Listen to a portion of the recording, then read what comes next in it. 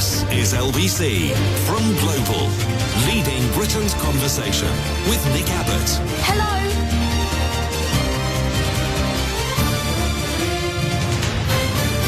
Are you still talking about Jeffrey Epstein? The UK is set to enjoy a dry, sunny bank holiday weekend over the coming days as the latest forecast shows an end to the recent back-to-back heat waves. You know, we complained about them when they were here. Oh, it's too hot. We said, well, it's over now. And we start the slide into autumn as we spin around the dark side of the sun. There is no dark side of the sun. As a matter of fact, it's all dark. Rock and roll! Met Office figures show that temperatures are expected to hit highs of 24 degrees centigrade on Monday, when millions of fun seekers will be enjoying an extra day away from the workplace. But, and it's a big but, the effects of Hurricane Erin, currently on the US coast, may bring a sudden end to the dry spell. There's a storm coming this way, and it's out of control and wreaks damage wherever it goes. Just like pretty much everything else that comes out of America these days. Oh, shut up! But before it gets here, conditions should remain seasonable and fairly warm, but not the hot, hot heat that we've become used to in what they say is the best summer ever. I just wish I could remember what I've done with it. I mean, I know it's been months, but it seems like a couple of weeks, don't it? Is time speeding up, or am I hallucinating? Or both? Yowza. The Met Office has issued an alert. Well, they haven't actually. They said... Warning! They didn't say anything of the sort. They said that this summer is shaping up to be the UK's hottest on record, as in ever. But as they are experts in possession of facts, no one was remotely interested in anything they had to say. Met Office scientist Emily said it's looking like this summer is on track to be one of the warmest, if not the warmest, since the series began in 1884. Whenever that was. She said, what's striking is the consistency of the warmth. June and July were both well above the average, even outside of heat waves. Temperatures have remained on the warmer side, she said. But the usual oily charlatans told us it isn't anything to do with climate change. While they took a break from posing with a pint outside a rural pub in a flat hat that they'll take off as soon as the photo is taken, and they're back in their chauffeured limousine and on their way to the Savoy to mingle with their sort of people. But they wear Union Jack socks, so they must have our interests at heart. But don't get comfortable, because summer is about to get blown away by Storm Erin. The last days of August could be hit by heavy wind and rain and very large waves. Instant autumn. So, with that in mind, would you like to hear the long-range forecast for the next 4 weeks? Oh, right, yeah. That's just totally the wrong one. That's not even close. I meant to say no. No. Would you like to hear the forecast for the next 4 weeks? No. Saturday, cloudy with a chance of an odd shower. Best chance of some sunny spells reserved for the south and the west. Not the north and the west. I bet that's true. I mean, I am just guessing, but I can check on that while you wait. One moment, please. Our operatives know that you are calling. We just don't care. Nobody will be with you as soon as possible. Glasgow. What? Sunny tomorrow? Pfft, rubbish. And on Sunday and on Monday? No way. It will be back to usual, though, on Tuesday. Raining on Tuesday, and raining on Wednesday, and raining on Thursday, and raining on Friday, and raining on Saturday, and blimey, you get a couple of days of sunshine at the end of the month. Can you believe that? And then, the usual afterwards. Never mind, eh? And then for everywhere else, end of August, first week of September, at first, sunny, with some fine spells. Sunny and... Where am I? Sunny and fine spell. Funny and sign spells, but turning wet with more changeable weather. Rain, showers, strong winds, starting off warm, but then getting cooler. And then the middle 2 weeks of September. Middle 2 weeks of September. Blimey, it's gone. It's over. Jesus' birthday is practically just around the corner. The last 2 weeks of... the middle 2 weeks of September. I'm feeling rusty. I haven't done this since it seems like ages. What's happening? Middle 2 weeks of September. Unsettled, changeable weather for the middle of September. Strong winds, spells of rain, but... temperatures are likely to be near to or slightly above average. Temperatures are likely to be near to or slightly above average. We'll take it. Emma in Fulham says, happy birthday, Nick. Yes, happy birthday to me.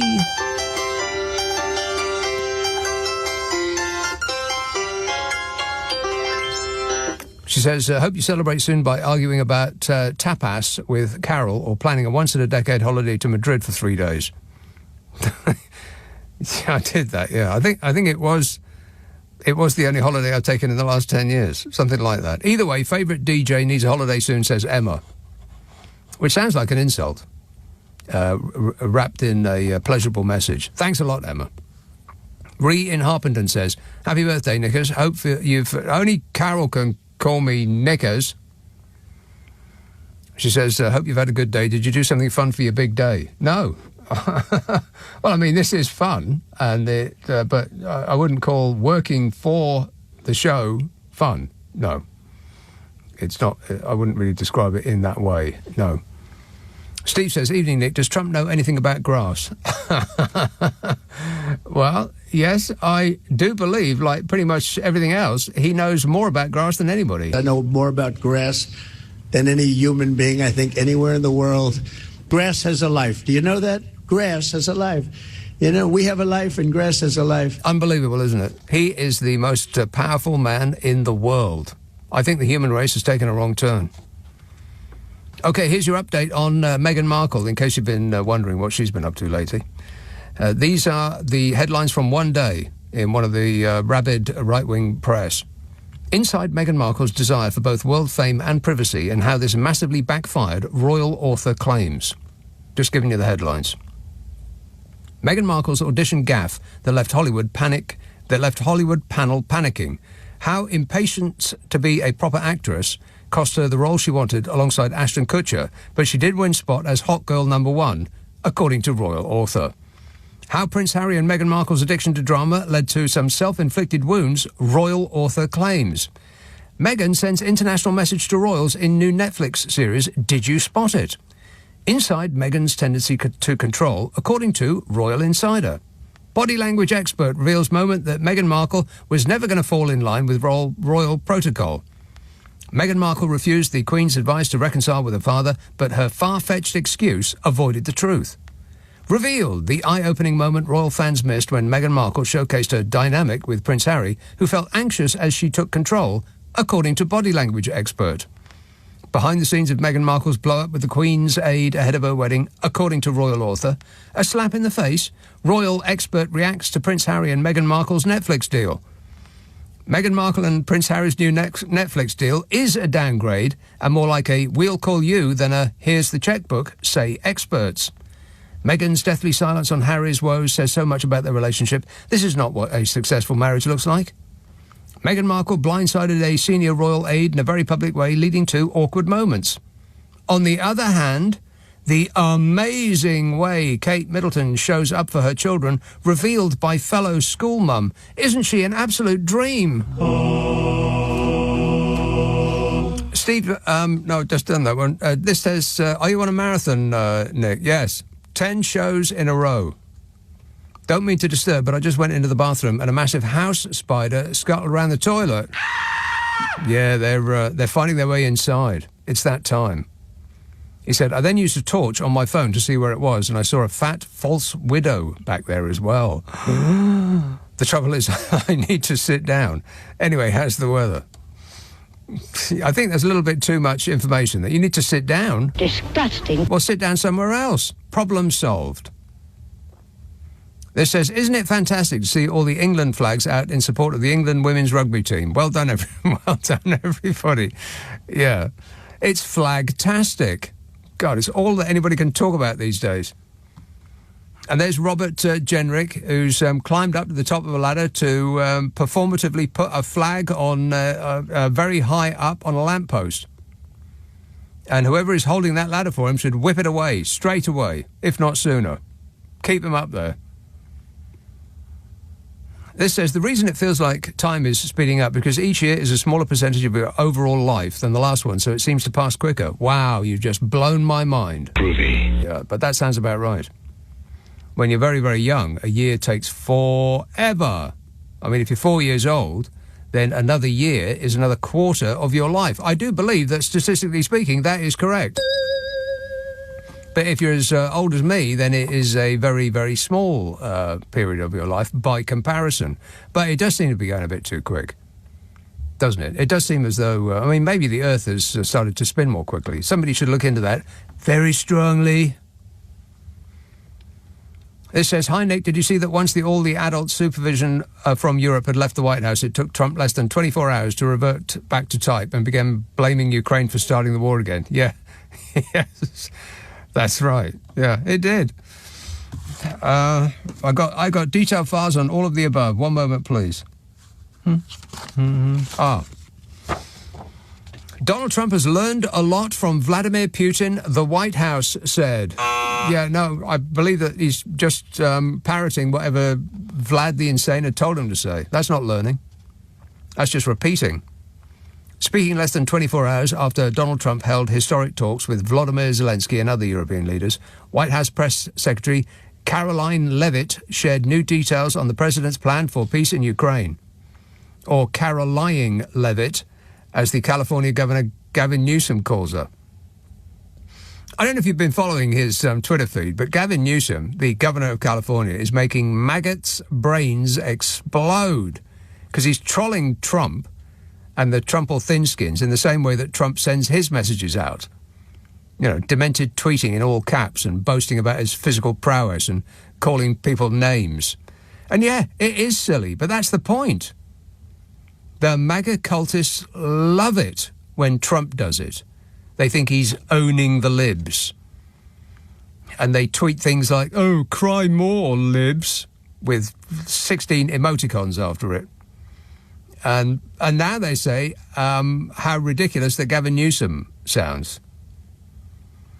You know, when somebody else does it, it really hits home how utterly infantile Trump sounds. It's like pulling the curtain back, and his fans hate it, which makes it funnier. They can't stand it when their stupidity is shown to them in the mirror. And it's about time that someone on the Democrat side fought back. And doing it this way gets right under the skin of the Trumpists, and it's jolly good fun for everybody else. It's genius. And so Caroline Levitt said, the president has learned a lot from Vladimir Putin, which is why he opened up this dialogue. President Trump has understood what both sides want, and both sides are going to have to give up, and both sides are going to have to walk away a bit unhappy. She must get paid for the number of times she says President Trump. President Trump, President Trump, President Trump, Trump, Trump, Trump, Trump. President Trump has been very clear that President Trump has been very clear about President Trump being very clear. We just want President Trump. Pressed on comments made by President Trump to Fox News on Tuesday, where he said he wished to end Russia's war in Ukraine in order to, get ready, get into heaven, Caroline Levitt assured reporters that he was being serious. I think the president was being serious. I think he wants to get into heaven. We all do in this room, she said. Yeah,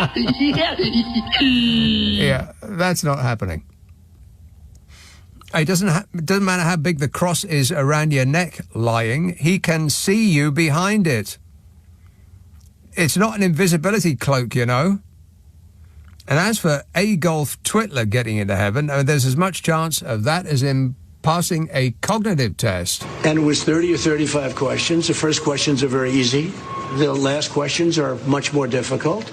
Like a memory question, it's like you'll go person, woman, man, camera, TV.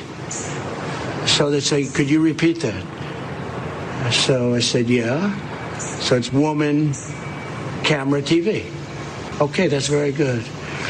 If you get it in order, you get extra points. Okay, now he's asking you other questions, and then 10 minutes, 15, 20 minutes later, they say, remember the first question? Not the first, but the 10th question? Give us that again. Can you do that again? And you go, woman, man, person, man, camera, TV. If you get it in order, you get extra points. They said nobody gets it in order. It's actually not that easy, but for me it was easy. And that's not an easy question. In other words, they ask it to you, they give you 5 names, and you have to repeat them, and that's okay. If you repeat them out of order, it's okay, but you know, it's not as good.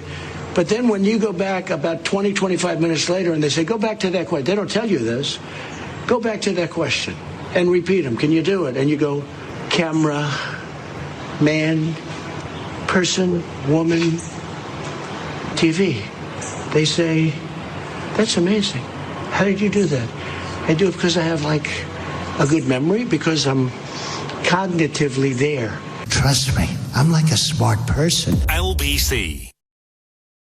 This is LBC with Nick Abbott. Call 0345 6060 973. Text 84850. Alexa, send a comment to LBC. I'm not a big fan of his brain. 0345 6060 973. Suffolk. Hello, Emma. Oh, God. Hello. Come into the light, Sorry, Emma. Nick. There you are. Hello. I wasn't expecting that. Do you want me to put you on hold? No. Are you sure? I can do that if you want. Well, I've finished making my bed, so we're good. Oh, what did you make of it?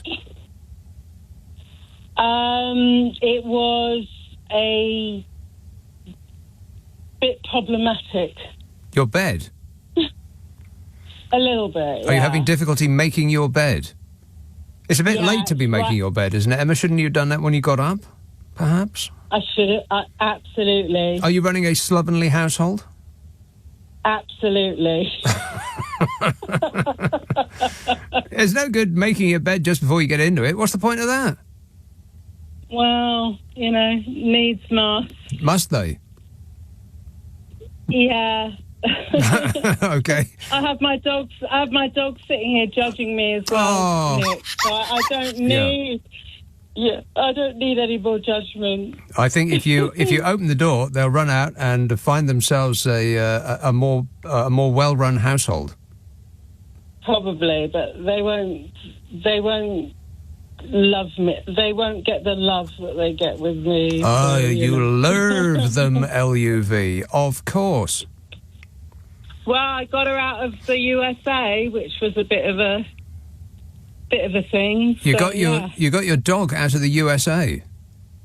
I did. Right. Does it have a visa? Does it have a doggy visa? She had to have an animal health certificate, but I had to persuade London Heathrow Animal Reception that she was a service dog, otherwise we couldn't leave. There's animal reception There is an animal reception at Heathrow Airport. London Heathrow, and Right. they are Well, do they get their own? amazing Do they get their own? people. Do they get their own lounge and everything?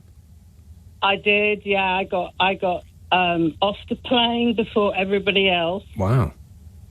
Did you buy a bone duty free? No, we didn't have time for that. Right. We it was a bit of a hasty departure, to be honest, because we were On the run. facing deportation. Nick. Right. I Well, you was should have. facing deportation. Yeah. Well, you should have waited, Emma. Then you could have flown back here for free. I mean, they would have put you in hold right enough, and No. The British. you might have British been Embassy was. in a cage, but you know. Well, yeah, they wouldn't have taken my doggy with me, though, would they? They would have left her in LA. No, I don't think they would leave a dog on its own in Los Angeles. I'm pretty sure They that would. wouldn't have happened. Oh, I think they would. They would have taken the leash off and just Well ushered it would. out of the airport. I don't think so. It mean- was touch and go, Nick. Right. Okay. Touch and go. Anyway, what's up, Emma? But anyway, you have to call Caroline Levitt Nazi Barbie. That is her name. Well, that's a bit strong, but you know, if anybody did spring to mind when you utter the phrase Nazi Barbie, I think that she would be first in the list. Yeah, totally. Okay. Anyway, I love you, Nick. All right. Thanks a you lot, for- Emma. Cheers, my dear. Ta-da. 0345 6060 973. Phil in Lowestoft says, happy birthday, Nick. Now you've got a bus pass, Grandad.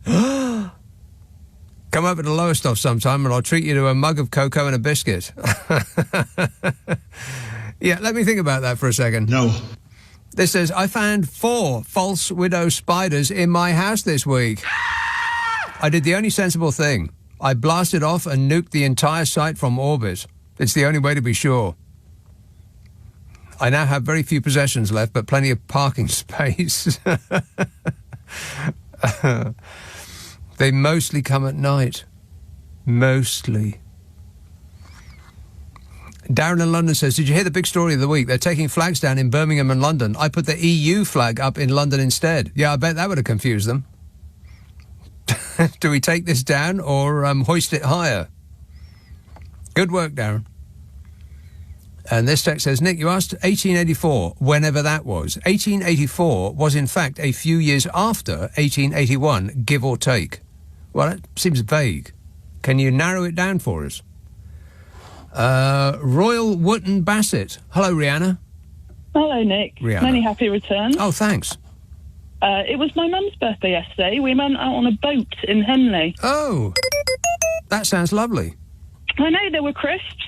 There was, it was lovely, actually. I didn't go swimming in it, though. Oh, no, don't go swimming in the water. Warning. Don't even, you probably were risking your life just floating up on it. You know what? Last time I called, we talked about that, and I spoke to my friend last week. She went swimming in the Avon in Bristol. She didn't put her head under, and she had vomiting the next day, and she's like, I don't want to admit it, but I think it was the river. Right. Well, I don't think it matters if you put your head under it or not. I mean, some little droplets just are going to... swimming around in it. Yeah, exactly. The droplets are going to get into your mouth one way or the other, up your nose and into your eyes and in your ears. And, other orifices. Disgusting. Yes. Family show. I know. Anyway, so my question was, for your birthday, would you rather be granted world peace, the end of all conflicts, or the no more biodiversity and climate crisis? World peace or no more Biodiversity. All the animals. Climate crisis. You mean climate change, or are you talking specifically about the animals? I'm talking about both, because Right. I think they're integrally linked, personally. Is that the only choice I got? Um, On my birthday? okay. That's a rubbish present. What would be better? What would be better? Trampoline. Treadmill. Trampoline. How about banning all trampolines and swimming pools in people's gardens? That would suit me just fine. Oh. Because of the I kids. think I gave you better options. They scream and they scream and they scream. Yeah, so I'm choosing that one. What about banning flags? Oh, flags are all right. It just depends on who's hoisting them and why they're doing it.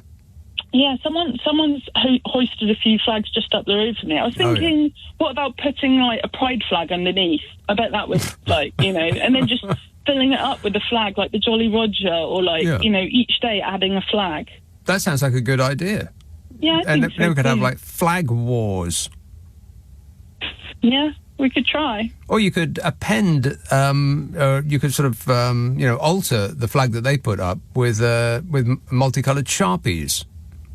Yeah, it's about 10 metres up, so I'll have to shimmy up, Right. get it down, and then, do some editing.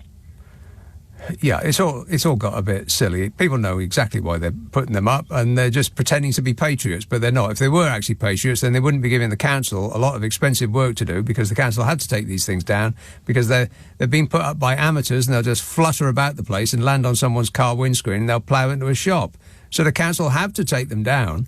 So they're actually costing us all money. They're not being patriotic at all. If they were actually patriots, then they'd be in the they'd be by the side of the road picking up litter.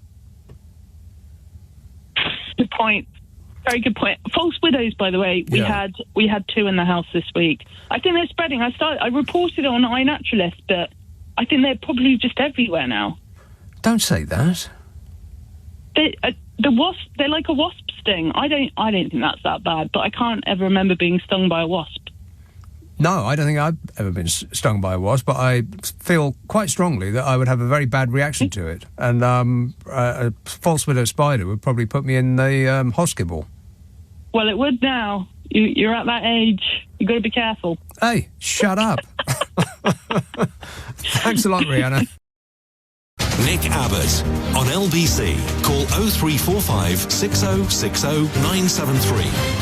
Oh, hello there. Very nice to meet you. Dino in Sheffield says, I'm not saying the kids are doing my head in during the school holiday, but I've just painted them as a St George flag and hope the council will take them away. Aylesford. Hello, Tony. Hello, Nick. Yes, Tony. First of all, Merry Christmas. Season's greetings. Thank you. Are you talking to us with your head in a bucket? No, is that better? No. Oh, you're kidding me. Would I do that? Yes. It does sound like you're at the bottom of a well. Where are you? Oh, I'm by the window. It's a nightmare around here. Oh, I don't know what to do now. Well, just get on with it would be a good idea. Yes. Right, I'm into like star signs and faint birthdays. You're into star signs? Well, sort of. Not like you know, that, but I follow things like that. So happy birthday, not Merry Christmas. Now, it's not only your birthday today. Guess who you share your birthday with? Me? Yes. Who else? Dua Lipa, one of my favourites. Oh, right. Oh, for goodness sake. Right, what do you want? Do you know what? I have the best, Princess Diana. If anyone can beat that, that's fine. Right, what do I start with, Trump or hostage? What do you want? I don't know. You may only have time for one, so pick carefully. I highly recommend. Yeah, Trump. Then did you see earlier on, about a few hours ago, Trump, you know he wears these hats? Well, his own MAGA hats. Yes, yeah. But he has one, literally. This one is... Oh, I couldn't believe what I was seeing. Trump was right about everything. Yeah, Trump was right about everything. Yeah, what an idiot. And it was like that. I just thought, oh, my God. And do you know what? There was part of me in the week. I jumped the other day. Apologies for that, but I was very passionate. But there was part of me thinking, maybe he's playing Putin. And I was thinking that because he says he knows what he's doing. But, I was thinking maybe he said he knows what he's doing. He's got this narcissistic side to him. And I was thinking, oh, maybe he's actually playing Putin. And eventually he will do everything what Europe and Ukraine want to do. But then he comes out with this hat. Literally, it was just the red hat, but at the front, it was just covered in white writing. It was hilarious. Yeah, he is the President of the United States of America, the world's most powerful man, and he's wearing a hat saying, I was right about everything. I think that the human race has peaked some while ago, and we're on a speedy downward descent. Yeah, I agree. Do you know what? I couldn't believe it. And I just think, can anything get any crazier? Yes. I thought you'd like that one. It had to happen on your birthday, like everything else does. But also, hostage. LBC are promoting this. It's with Saran Jones. Highly recommend to everyone on Netflix. Okay, well, I'm in want of some good series. Is it a series? Yes. Okay, excellent. Then that is a homework assignment that I am prepared to think about. Not saying I'll do it, but I'll think about it. I'll think about thinking about it. How's that? Thanks a lot, Tony. John says, I'm holidaying in Spain and I want to say how much I don't like ensuite bathrooms. I mean, who wants to sleep next to the toilet? Also, there's no privacy if you're with someone for them or you. Sometimes I have to ask my wife to turn the radio on or go into another room while I'm there. The toilet should be some distance away from where you're sleeping. Totally overrated. Can't stand them. I couldn't agree more. It's very embarrassing. Okay, you do want a hotel room that's got a toilet in it, but it shouldn't be just a door off the bedroom. There should be some sort of space between the bedroom and the door to the toilet. Maybe an antechamber to the room in which the chamber pot sits. Because otherwise, I mean, you're going to make a noise, aren't you? You won't be able to prevent it at some point. And there's somebody inches away. The door is this thick. So, yeah, I share your pain.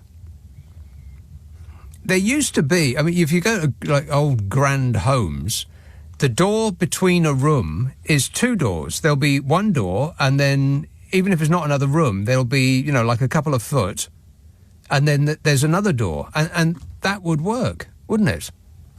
a sort of sound barrier.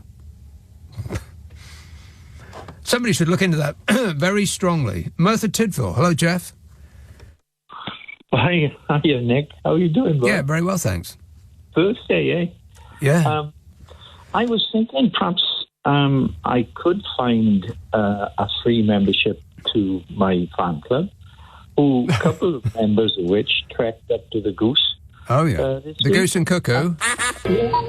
And put a pint behind the bar. Thank you, Julian and Val. Wow. Which I wasn't there, but they left me a pint. So that's two people left you 1 pint between them. Apparently, there's a big thing on Sunday called the Goose Stock. So I wouldn't have much time to contemplate England. Goose Stock. It seems to have entered into this summer madness again with flag waving. Oh, yeah, flag waving, yeah. Everybody's beside themselves, trying to demonstrate how patriotic they are by giving their local council a lot of expensive work to clean up after them. Yeah, I don't know what's come over them. What is it summer heat that affects the English? I contemplate you with some. Yeah. Well, you're saying that you don't get heat in Wales? Well, no, it's quite cool, you know. But I don't know what comes over you all up there. You know, I looking down from the mountains to the English plain. I think to myself, what comes over them? Yeah, I would stay a safe distance, Jeff. Just peer at us through your binoculars, but don't approach under any circumstances. Okay. And people are just putting them up because they think they're being cute. They put them up because they know that the council is going to have to come and take them down, or other people are going to complain about it, and then there will be a chorus of, "Oh, well, don't you love your country?" That's what it's all about. It's pathetic games. Okay. And on your birthday, can I congratulate you on your prophecy that America is becoming a dictatorship? Yeah. Trump is not going to go. Nope. He'll be there forever. And he started by putting the National Guard into Los Angeles. In LA, and now he's got the Guard out in Washington, D.C., and next up is going to be Baltimore and New York, and basically anywhere that didn't vote for him last time. Yeah. And he'll do it. He'll do it because he knows that if you call a state of emergency, you don't have elections.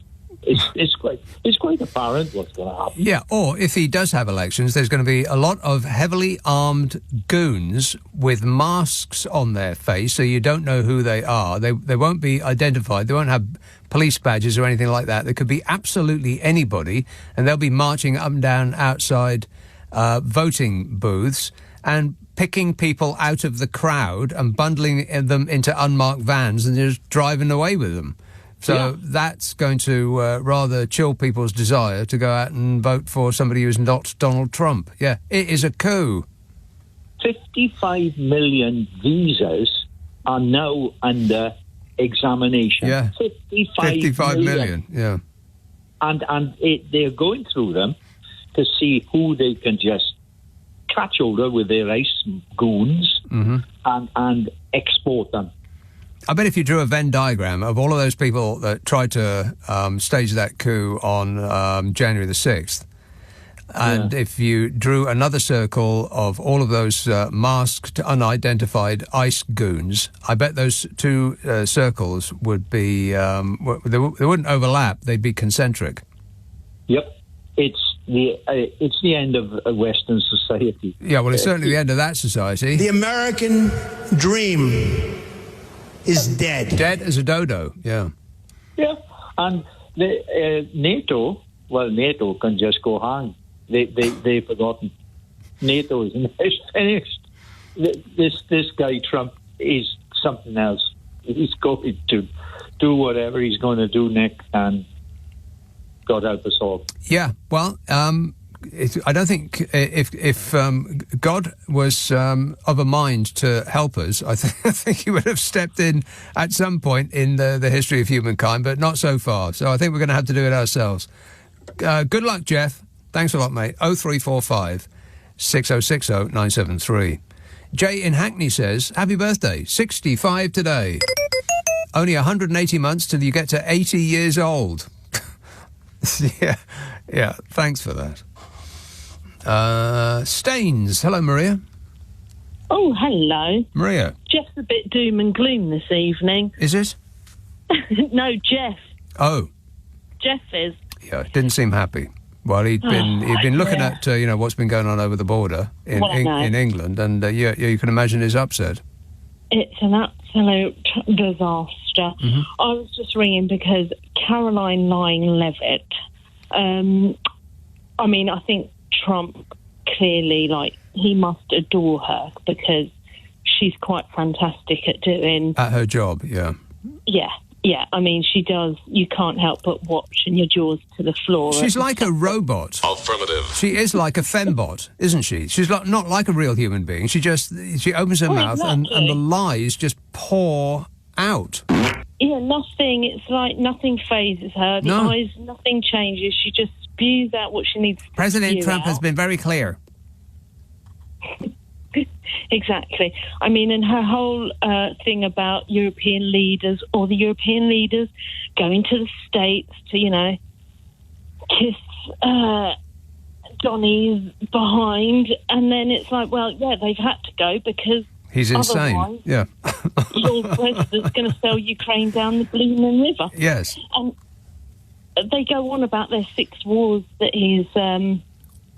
so-called stopped, but and all the rest of it. But there is a war that he could possibly stop. The one that Israel is doing. Yeah, he could do that. He could also stop the civil war that he is starting. Well, exactly, in his own backyard. Well, exactly, but can't possibly do that. There's supposed to be a ceasefire or sanctions to Russia. Nothing's happened. It's been a week since Alaska. Absolutely nothing's changed. All the leaders went on Monday. Nothing's changed. We're now Friday. There's no meeting, is there? So here we are. So, I don't blame Jeff. What a way to run a planet, eh? Dreadful. All right, thanks a lot, Maria. Chin up. It might never... Oh, no, that's right. It already has. Nick Abbott on LBC. Call 0345 6060 973. I did 3 of them today. I did a little one, a little tiny one, and then I did a really big one. I did a big one, and I'm still raring to go. Good boy, Donny. David in Bicester says, happy birthday. It's my partner's birthday today too. Did you know that in Northern England slang that Trump means to break wind audibly? Well, he does say that he knows a lot about wind. I know a lot about wind. Yeah, and happy birthday, by the way. Iris in Dollis Hill says, Nick, I learned today that in 1991, Boris Yeltsin, Russian president, wanted to join NATO, and again in 2001. Putin, rootin' tootin', also showed interest in joining NATO. Imagine the lives saved if NATO countries allowed Russia to join. Does anyone know why they weren't allowed to join? Says Iris in Dollis Hill. Look it up, Iris. Do they have the internet in Dollis Hill? I do believe that AI will help you out. Affirmative. I've got a story about artificial intelligence, though, that will blow your mind. Bath. Hello, Laura. What? Hello? Yes, Laura. Happy birthday. Happy birthday. To me. You're smart, you're funny, you're handsome. My dad likes you. You've got the whole package. Well, your dad is a good judge. He's a good judge of character and handsomeness, by the way. Oh well, no, that was from me actually. Oh well, like I said. You don't look a day over 70 to me. Thanks. Flattery is obviously an occupational hazard of your workplace. I thought I could tell you about an occupational hazard of my workplace because I was thinking about it this week, and I thought I'm going to talk to Nick Abbott about that on his birthday. Is that okay? Okay, yes. So I'm a dog walker, and the thing I want to tell you about was something called the phantom dog. And what it is that when you finish for the day, you get the sensation that there's still a dog in your car. Huh. And it's deeply disconcerting, and it happens to me and all of my colleagues. And, I thought you'd be interested to know that. Is it a bit like when you get off a boat, you feel as though the ground is moving? No, it's more like if you got off a boat and you felt like the captain was in the backseat of your car. Right, When you were okay. That makes more driving sense. away from Yeah. the port. Yeah. So do you find yourself constantly looking into the back seat, seeing if anything is there? Yes, and at one point I drove home and checked the boot because I was so The boot? You're a dog walker and you put them in the boot? Well, my car, I walk several at once. I can't put them all in the back seat, can I? You're not serious. You don't put them in the boot.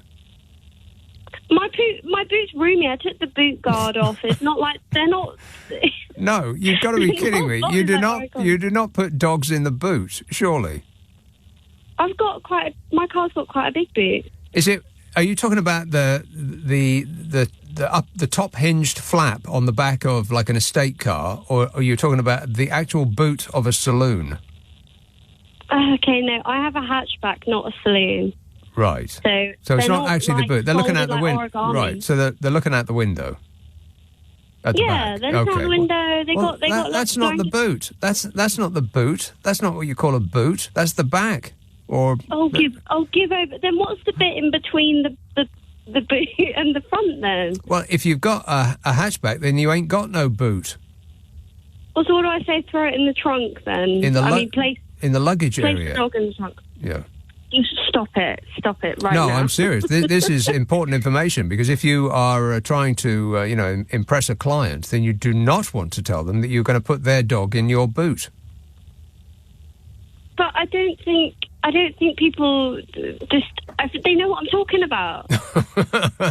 I'm not sure that's true. I didn't know what you were talking about. Yeah, well, I mean, you are 65 now, so it's not... Wow. Oh, I'm getting beaten up on my birthday. Can you believe that? No, we all love you very much. Can I search for one more thing before I go? Is that okay? Well, only if I get to ask you a question. Of course you can. All right.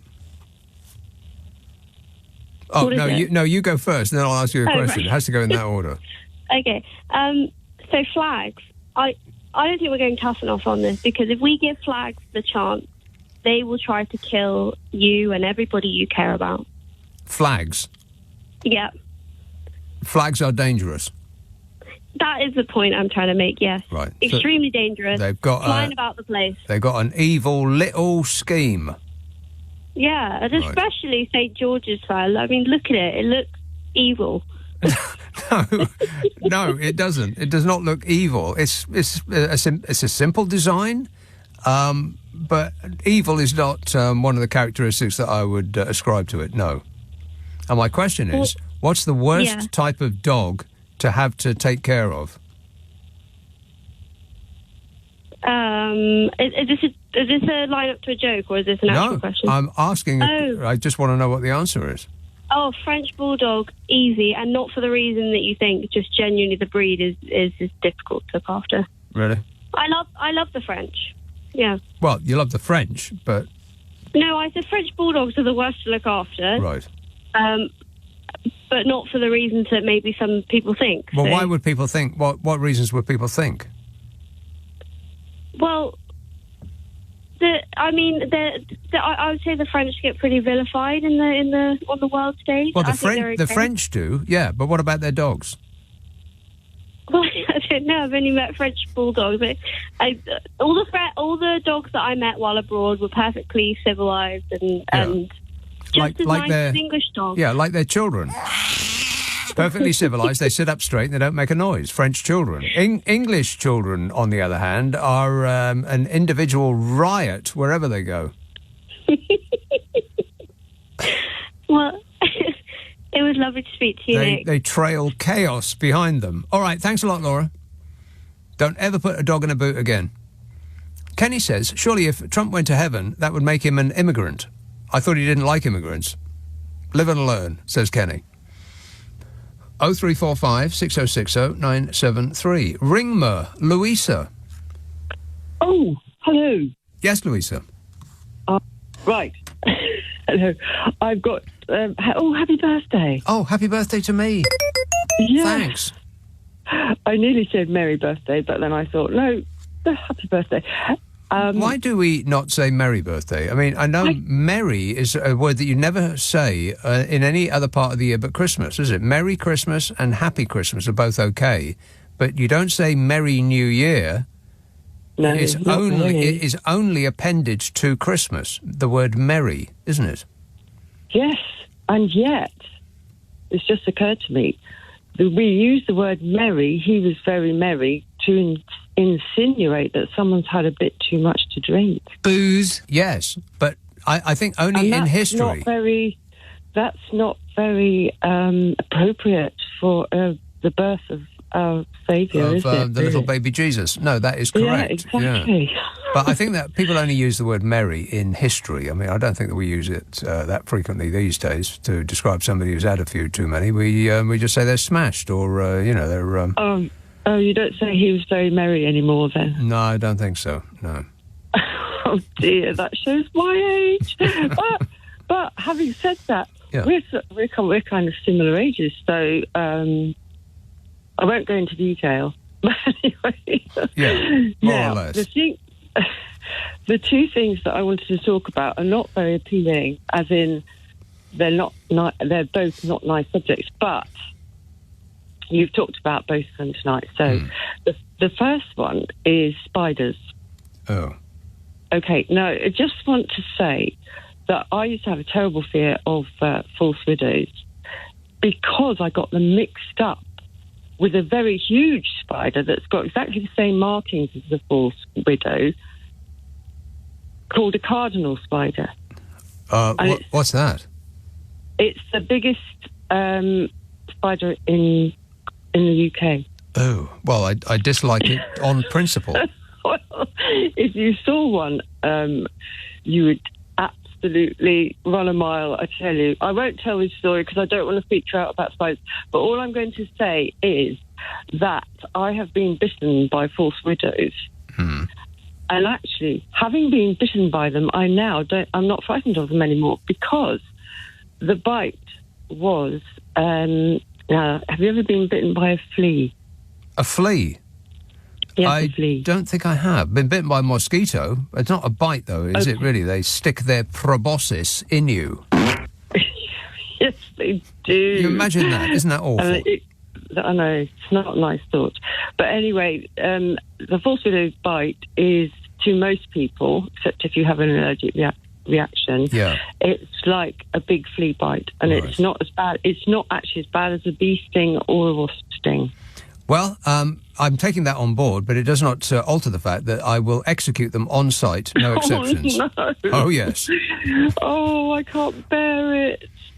I just can't bear anything to be executed, not insects anyway. I will execute them with great vengeance. Well, I wish that I don't want any animals to be killed, but I can condone you executing another creature, and it's the one I'm about to talk about. Right. Right. Okay. Have you? It's Trump, obviously. I would use one of his rude names, but I've forgotten what they are. There's no end to them. Do you want me to give you a list? I know. But if you like, you can remind me. Mussolini, Julius Squeezer, the creosote cretin, His Majesty, Dim Dom Ill. I like that one. I love that one. Fibonacci, one of my favourites. The Terracotta Toddler, Pumpkin Hitler, Yosemite Scam, the Orange Taco. I mean, I've got so many that in a brief 3-hour show I wouldn't be able to squeeze them in. No, I have heard you go through the list before, and they are mostly brilliant. But anyway, have you heard recently that a musician called Jack White, who I'm sure you know, because your glamorous assistant knew who I was talking about. Jack White. You're going to have to leave that with me, Louisa. I know. I have detailed files. We've just run out of time, I'm afraid. You used your allotted time to talk about spiders. Oh. Always check in the bedclothes before you go to bed at night. All right. Promise me you'll do that. Thanks a lot, Louisa. 0345 6060 973. Friday, Saturday, Sunday night at 10. Nick Abbott, LBC.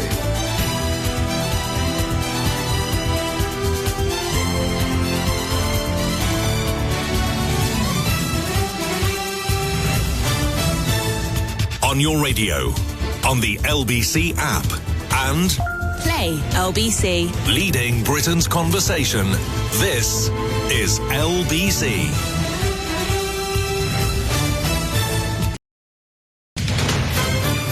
This is LBC from Global, leading Britain's conversation with Nick Abbott. Oh, hello.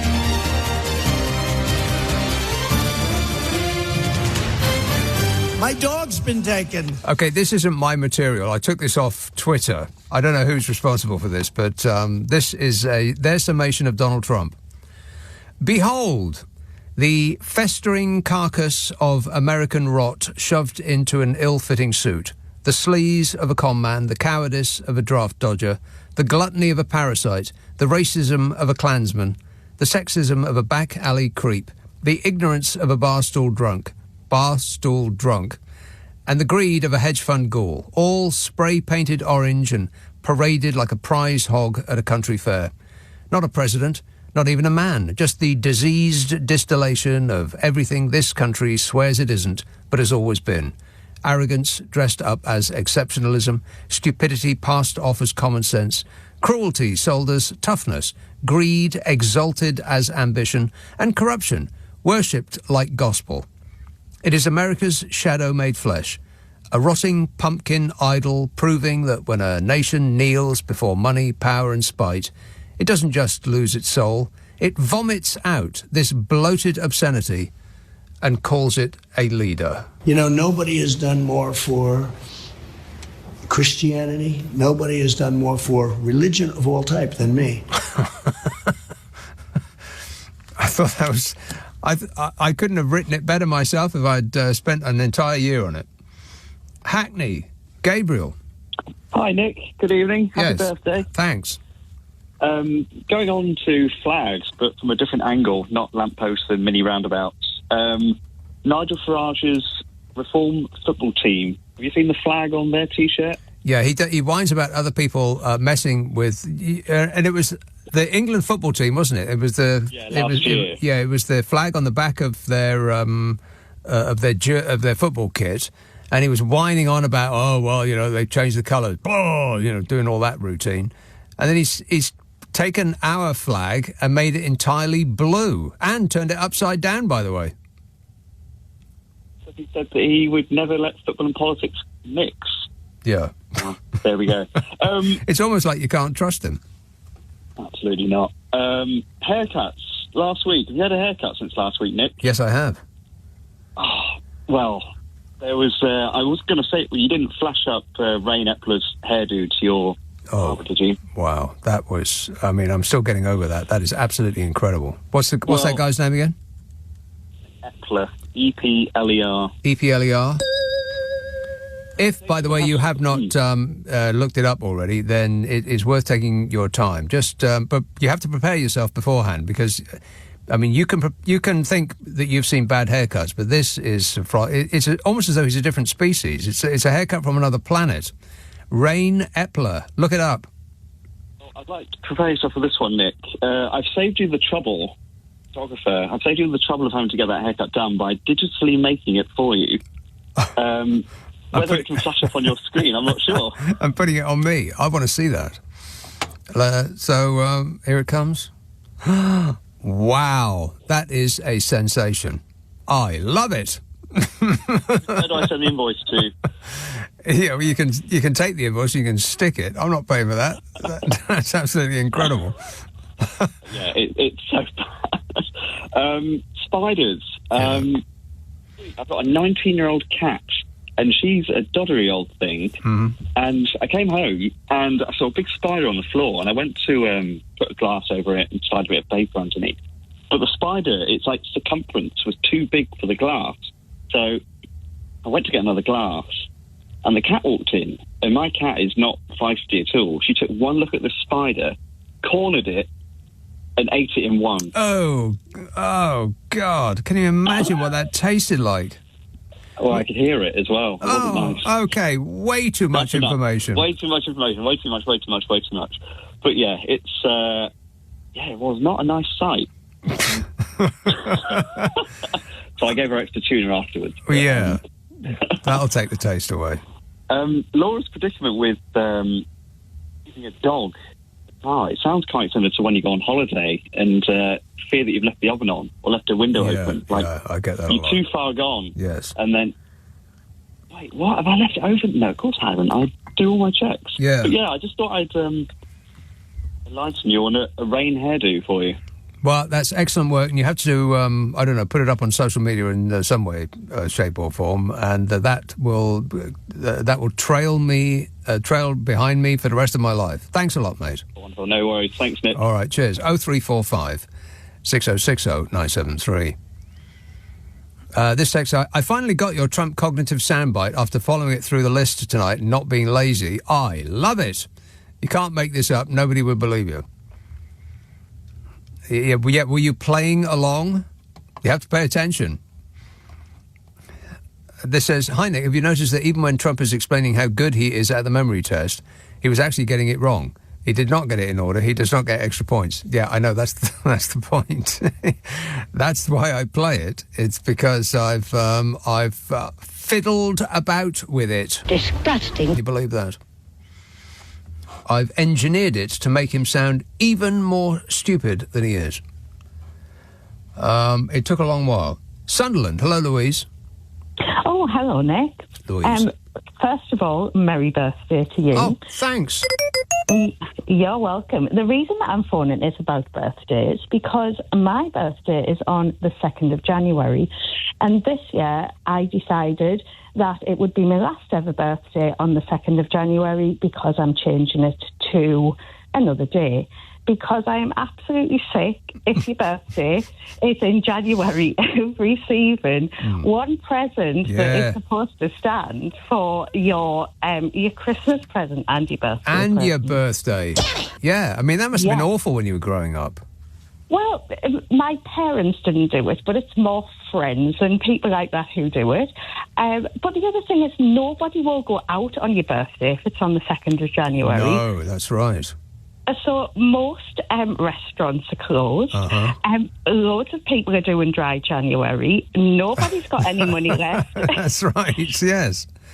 So miserable. Yeah.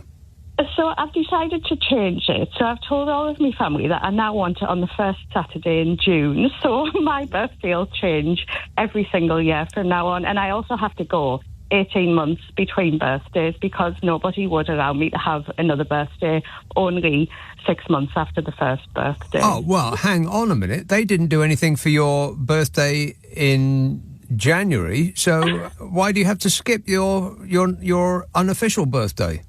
Nick, my birthday in January was spent in the back of a van in the snow because we decided that we would go snowboarding in Scotland and it was absolutely freezing. Well, which yes. I suppose is a good thing. So we stayed in the camper van at a ski club in Scotland on my birthday and it was probably one of the best birthdays I've had. It was lovely. So hopefully you are having at least as nice a time as that, if not better. Well, I'm here, so I'm working. Well, if you aren't enjoying it, all of your listeners are, I'm sure. Well, thanks a lot, Louise. And of course I enjoy it. Does it not sound like I enjoy it? That's an excellent idea. Yeah, people who have birthdays around Christmas, that's just no good, is it? I mean, parents should think about that before they, Susan in Glasgow says, happy birthday, Nick. AC/DC rocked Murrayfield in Edinburgh last night. Angus did not disappoint. He came out wearing the colours of the Scottish flag. Rock and roll! Yeah. Still going, still doing it. Excellent work.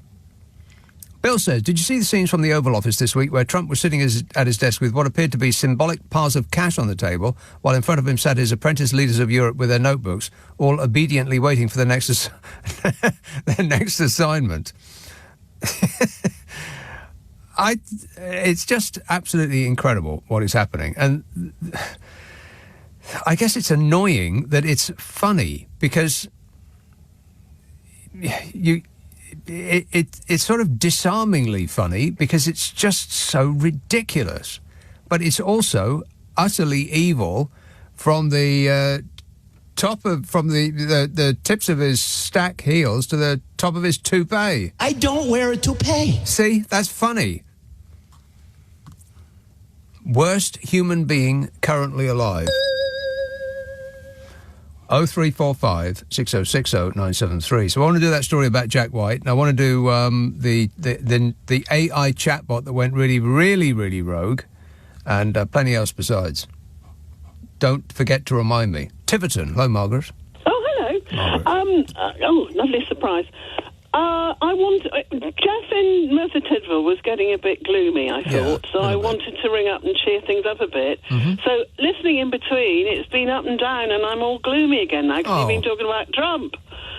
But yes, he is mad, and he shouldn't be funny, and we shouldn't be laughing, and what the hell's going to happen, and there'll never be another election. But that's not why I rang. I rang you last night on your serious show about something, can't remember now, and I was feeling a bit deflated because I've wanted to ring you for so many years. Oh, happy birthday, by the way. Oh, merry thanks. birthday. And I was I thought, my first time with Nick Abbott, it'll be funny. And we were talking about something serious. So, anyway, this is sort of serious, but I was laughing about it afterwards. Flags.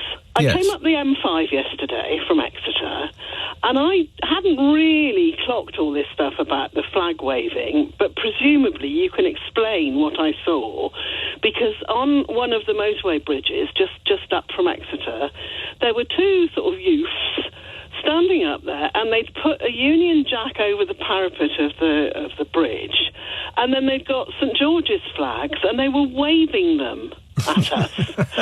And I had this moment of, they want me to toot my horn. How sweet. Because we have kids in the road out here next to our house that toot the motorists because they get bored in the summer and motorists toot. So I thought it was that. And I was just about to toot, and then I thought, no, I think they're fascists. So I stuck two fingers up at them. Right. At what speed? And they probably didn't see. Well, yeah. And if they did see, maybe I'm on speed camera. But At what speed were you travelling at the time? Oh, well, within the limit. Within the limit, yeah, of course. Something like 69.9 miles an hour. Yeah. Of course, I'm very accurate. I imagine they didn't see you. Well, yeah, but then I worried about it all evening because I thought, what if they did see me, and what if somebody got my number and they came to my door and they've got there's a price on my head now because I've upset some fascists. That it's possible that you are in fact a terrorist for having done that. Is that what they're saying about about disrespect to the flag? Well, I mean, I do respect it. Of course I respect. Yeah. God, I'm a patriot. No, you weren't disrespecting the flag. You were disrespecting the flag wavers. Oh, well, they deserved it because they're complete idiots. What are they doing up there? They could, I mean, for a start, I think it's dangerous because it was distracting the traffic. I could have driven into anything while I was sticking two fingers up at them. That's right. Keep your hands on the wheel and your eyes on the road. Sit on your hands. Well, quite. Yes. I mean, yes. Well, but it's a bit serious because I really wanted a funny call, and I suppose it's been quite funny, and I'm a bit starstruck because I'm a big fan. So. Well, thanks a lot, Margaret. And have a lovely, merry birthday. Appreciate it. Thank you. All right. Thanks a lot, again. Margaret. Thanks, and bye. How many fingers am I holding up? She slammed the phone down. Bill says, did you see the scenes from... no, read that one. Will says, the European leaders looked like they had been through the wars after their meeting with King Donny. Starmer had a bit lip, other injuries including toe pain from curling and teeth penetrating tongues. Yet they didn't look as beaten up as Donald Trump did after he came out of that meeting with Vlad the Insaner, though. All of the Trumpists, these little mini-me's, they went in all grinning and thumbs up for the cameras, and they're all looking, like they were in control. And then they came out of that meeting with Vladimir Putin, each one looking like they'd just been beaten up. What did he say to them in there? Love to know. I mean, one of the things that I saw, which I don't believe, but one of the things I saw on the internet was people said Trump revealed... Not Trump. Putin revealed in that room that he is actually a body double. It wasn't actually Vladimir Putin, but I don't believe that. But, what else could it have been that he said that just drained the humour out of all of those people? I've never seen Donald Trump look so deflated. He looked like a week-old party balloon. This says, hey, Nick, can you play the Trump snippet where he's an expert on grass? This guy is an expert on everything. No, I don't have that one. I know more about grass than any human being, I think, anywhere in the world. Grass has a life. Do you know that? Grass has a life. You know, we have a life and grass has a life. Ladies and gentlemen, the most powerful man in the world. This is LBC. On LBC, call 0345 6060 973. Everything is going extremely well. You bet your life it is. Paul in Manchester says, did you see how excited King Louis got when Zelensky said you can't have elections if you're at war? Greenland have 3 years to buy some guns. I don't get the King Louis reference, though. You're talking about Donald Trump, but I don't get the King Louis part. This says, hey, Nick, can you play Trump's... No, I've done that one. Nick, is it your birthday, says this one? If yes, fittingly, I've been reading Carol's autobiography as recommended by Carol. Oh, right, yeah. And guess what? You get a one-sentence mention. What? One sentence? You'd think she'd be a little bit more grateful. Let's hope you get a little more credit when she eventually publishes her sequel. Oh, right, yeah. Yeah, me too, yeah. Yeah, I do a podcast with Carol McGiffin. Yeah. And it is a problem-solving podcast. It is a hoot and a half. I think you'll love it. It's called What's Your Problem with Nick and Carol, in which the delightful Carol McGiffin and I try to solve people's problems while laughing like drains. If you have a problem that you want us to bend our brain at, then simply send it to the following address, nickandcarol@global.com. nickandcarol@global.com, and prepare to be totally satisfied. And it can be any kind of problem you like. It can be an issue that you're grappling with. It can be a conundrum, something you'd always wondered about. Just leave it with us, nickandcarol@global.com. And there's about 350 episodes to listen to, so there's plenty up there. Ask for it on an internet near you. What's your problem with Nick and Carol? Here is Epsom. Hello, Lindsay. Hello. Lindsay. Happy birthday, Mr. Nick Abbott. Well, thanks, Ms. Lindsay. I hope you're having a nice evening. It's There's an eclectic of calls this evening for you, isn't there? All over the shop. Yeah, I know. And mine, I'm afraid, is about Trump. Okay. Did you see him on the news tonight in the Oval Office with the what's he called? The chairman of the World Football Association. Yeah. Did you see he came over and you had the World Cup in there because America are doing it next year? Yeah. And he just went on and on and on and right off the beaten track about Washington, D.C. and safe to go out for a meal. Nothing to do with football at all. It was so embarrassing. It is embarrassing. Really and the people around him they just have to stand there and wait till he runs out of air. I know, and the press keep asking him more and more, and he just goes off on a tangent, completely on a different subject. I just, you know, like you were saying, it's entertaining, isn't it? Yeah. But all for the wrong reasons. Right. It's so scary. I mean, it would be entertaining scary. if he didn't have any power. It would be more amusing if he wasn't actually the president of, well, a corporation, never mind about a country, and never mind about the world's most powerful country. It's just... I know. It's just incredible what's happened. I know. It's just, I can't, like, my daughter says, Mum, why are you watching him? And I it's like, it's not an obsession. I don't want to say an obsessed, but I just think, I just can't believe it. He is what he is. I think that's the reason why he won first time, is because he is box office. People can't, even if you love him, you can't stop watching him. If you hate him, you can't stop watching him either. And so TV programs put him on all the time. News channels would just cancel their schedule as soon as he opened his mouth, and then just leave the camera pointing at him for as long as it took for him to run out of air. And so all this free publicity that he got, that's the reason that he became president in the first place. I suppose we had a little bit of that with Boris Johnson, didn't we? Exactly. That he was a sort of, but he's extreme, and he's got so much stuff on his desk and around his desk.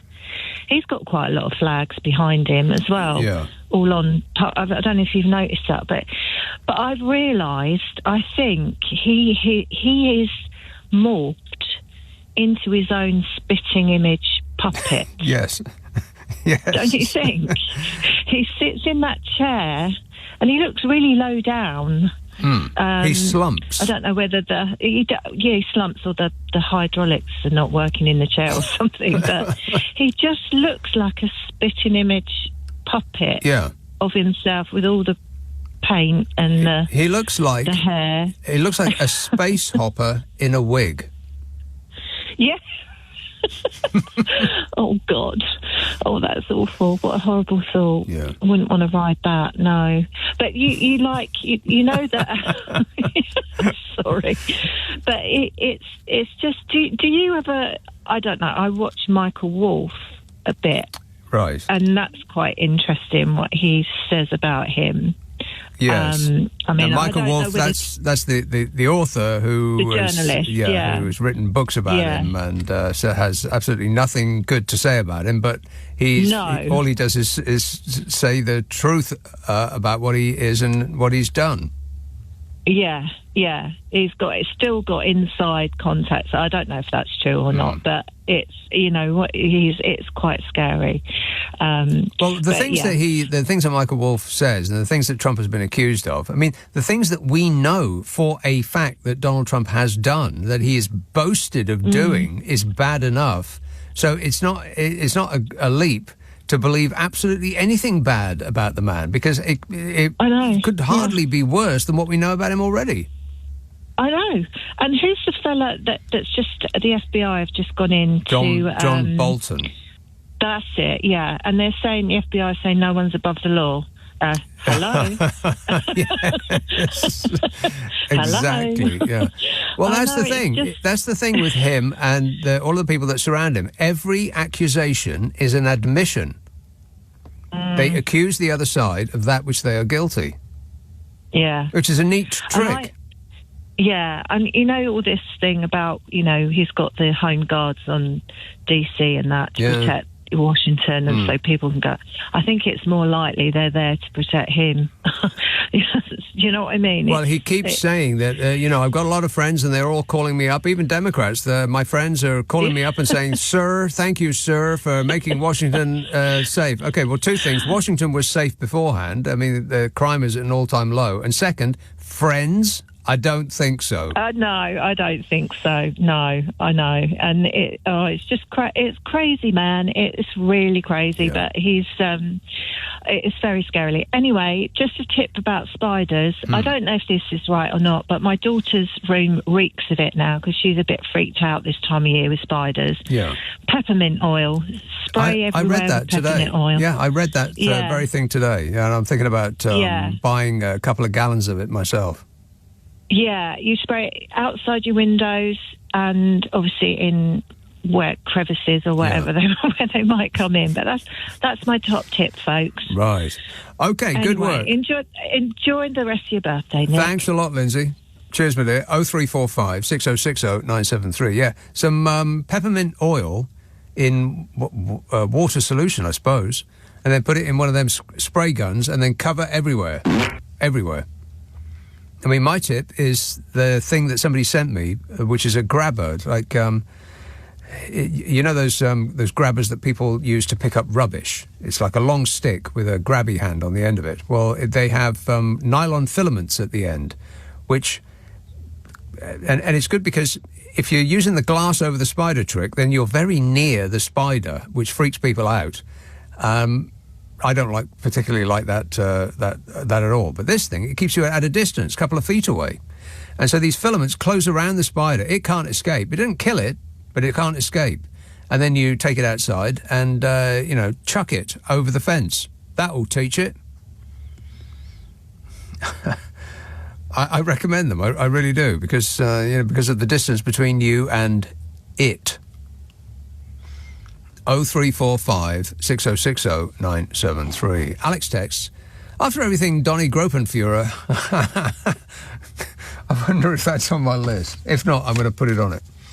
Donny Gropenfuhrer After everything that he's done to hurt Ukraine thus far, he is now attempting to use the war as a crowbar to squeeze himself into heaven.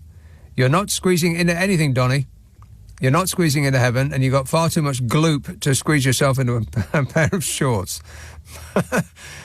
Yeah, it would be easier for him to squeeze himself into an airline's economy seat. Ain't going to happen. You're going to have to buy two, Donny. And I mean that in a nice way. So I have that story about him wanting to get into heaven. And I also have the story about the rocker. And I want to talk about the chatbot gone rogue and plenty else besides. Don't you worry about that. Nick Abbot on LBC. Call 0345 6060 973. This is absolute tosh. Thanks, Nige. You're the best. This text says, a terrible stench invaded our village tonight, accompanied by sightings of a muck spreader. Then somebody sent an article about water companies selling partially treated human sewage to spread on fields. Please, can I come and live with you? I have good DIY skills. Perhaps I'll have better luck approaching Carol. No. No, I wouldn't think so, no. That's not nice, is it? Water companies sell partially treated human sewage to spread on fields? Disgusting. You've got to be kidding me. And that will, of course, I would imagine, when the rains, if the rains ever come, will seep into our rivers. Oh. Dreadful. I am appalled.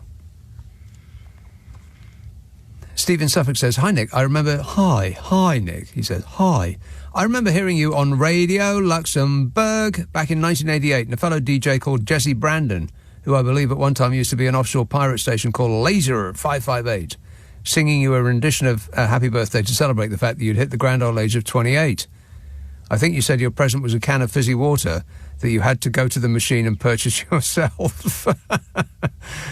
I think I still have that show on cassette. What memories, says Stephen Suffolk. Yeah, if only I had them. I do not recall any of the above. I should pay more attention, to my life. Chiswick, hello, Liam. Hi. When about 10 years ago, I was cleaning out the toilet in Stockbridge. My wife. Is that a fact? Well, thanks for letting us know, Liam. Appreciate it. I'm just getting a sense. Warning! I've been doing this since the age of 28, and I'm just getting a sense. Just move on. But it's nice to know, though, eh? I mean, he did paint a vivid picture there, didn't he? It's a beautiful scene. I'm thinking of putting it on a Christmas card. This text says, the ensuite toilet thing sounds like a modern version of if a tree falls in the woods, if you make a noise in an ensuite, can someone in the bathroom hear it? It's not like anyone's either going to ask or answer honestly. Side note, if the guy has to ask his wife to leave the room, then he's already lost because she'll just assume the worst and then probably stay out of pure curiosity. No, it's just embarrassing when you're in a hotel room and the bathroom is right off the bedroom. And the bedroom is silent and you're going in the bathroom to, do your thing. And you know that the other side of this thin door is somebody who is, probably sitting bolt upright and looking out the window and, trying to enjoy their holiday. And then something dreadful happens. Disgusting. Oh. You can't relax into it, It's not a happy morning sit down if you're tense. So yeah, you're going to have to put the TV on or the radio on, or but you could just make a noise in there. You could tell her to sing or something. Just sing for a couple of minutes, and I'll be with you shortly. Something like that. That just makes sense. Longfield, hello, Will. Hello, Nick. Will. Happy birthday for tonight. Thanks. The reason for my call, so my mum has been listening to your show for years, especially your What's Your Problem podcast. Oh, now, yeah. the reason I call is I think you've got a problem that I could solve. Go on. I've heard down the grapevine that you've got an old 90s BMW you're trying to move on, and I'm a huge enthusiast for these cars. So I was just calling up to find out some more information about it. Okay. All right. What would you like to know? Well, just what exactly is the car? How long have you had it? It's an E36 coupe, 328, black inside and black outside, and I've had it for about 26 years, something like that. Were you the first owner? No, I was the third owner. The two people before me, they must have got it and then got rid of it almost straight away. Oh, wow. To be clear, though, Will, I can't sell you the car because, it would just be too weird doing this on the air. But, I'll tell you anything you want to know about it. I think it would make quite a good story, to be honest with you. Obviously, I wouldn't expect you to set it over the air, but I'd be very interested in getting in contact with you, if that'd be possible. Well, I'll tell you what, I'll leave you with my glamorous assistant, and he can take your details, and I'll rip you off later. How does that sound? That sounds fantastic, Nick. Thank you very much. OK, thanks a lot. 0345 6060 973. Are you all over that? Sorry, mate. Are you paying attention? 1 moment, I'll be right with you. Okay? Are you no, be with me now. This show's live. You aware of that? Are you paying attention to this show? I am paying attention. Okay, well then. To a caller. Well, never mind about that. Talk to me. Will is you just lost him. Oh, there you go. I've lost a sale. Can you believe that my glamorous assistant wanted to put me on hold to talk to some random person who just called this show? Can I get a bit of help here, please? No. This text says, I have a radio that comes on when the light is switched on in the guest toilet. Huh. I have a radio that comes on when the light is switched on in the guest toilet. All my friends think it's great. I mentioned I'd like one to a friend, and he made me one. I said he should go to Dragon's Den with it. It does use a lot of batteries, unfortunately. I have a radio that comes on when the light is switched on in the guest toilet. Well, where's the radio? Is it in the guest toilet? Because if so, that's not really a thing. That's no great invention. That's just a radio. I mean, couldn't somebody go into the guest toilet and turn the radio on themselves, to cover the evidence? The oral evidence. If it's outside the toilet, or if it's, it's like one of those like speakers that's stuck in the ceiling, something like that, then that is an excellent idea, and I would like to give you a lot of money that I don't have in order to make it a commercial success. How does that sound? Here's call in, let's see now, Somerset. John. Hello, Nick. How are you? Good, thanks. Happy birthday. Yeah. Oh, I should say, by the way, thanks very much for the cards, and people sent me nice things, and appreciate it. Thank you. Don't eat anything that people send you, though. Well, a little bit, maybe, every now and again. What, you have a little nibble at the outside of some of the presents? So yummy.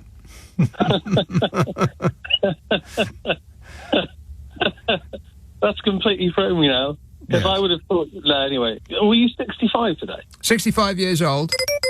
Yeah. I just cannot find any relation between me and that number. It just does not compute at all. Because 65, that sounds like my granddad's age. But it's not. What's weird about it is my age is 56, which is 65 backwards. Yeah. And I'm thinking that we might be cosmic twins. Wow. Yowza. That does sound groovy.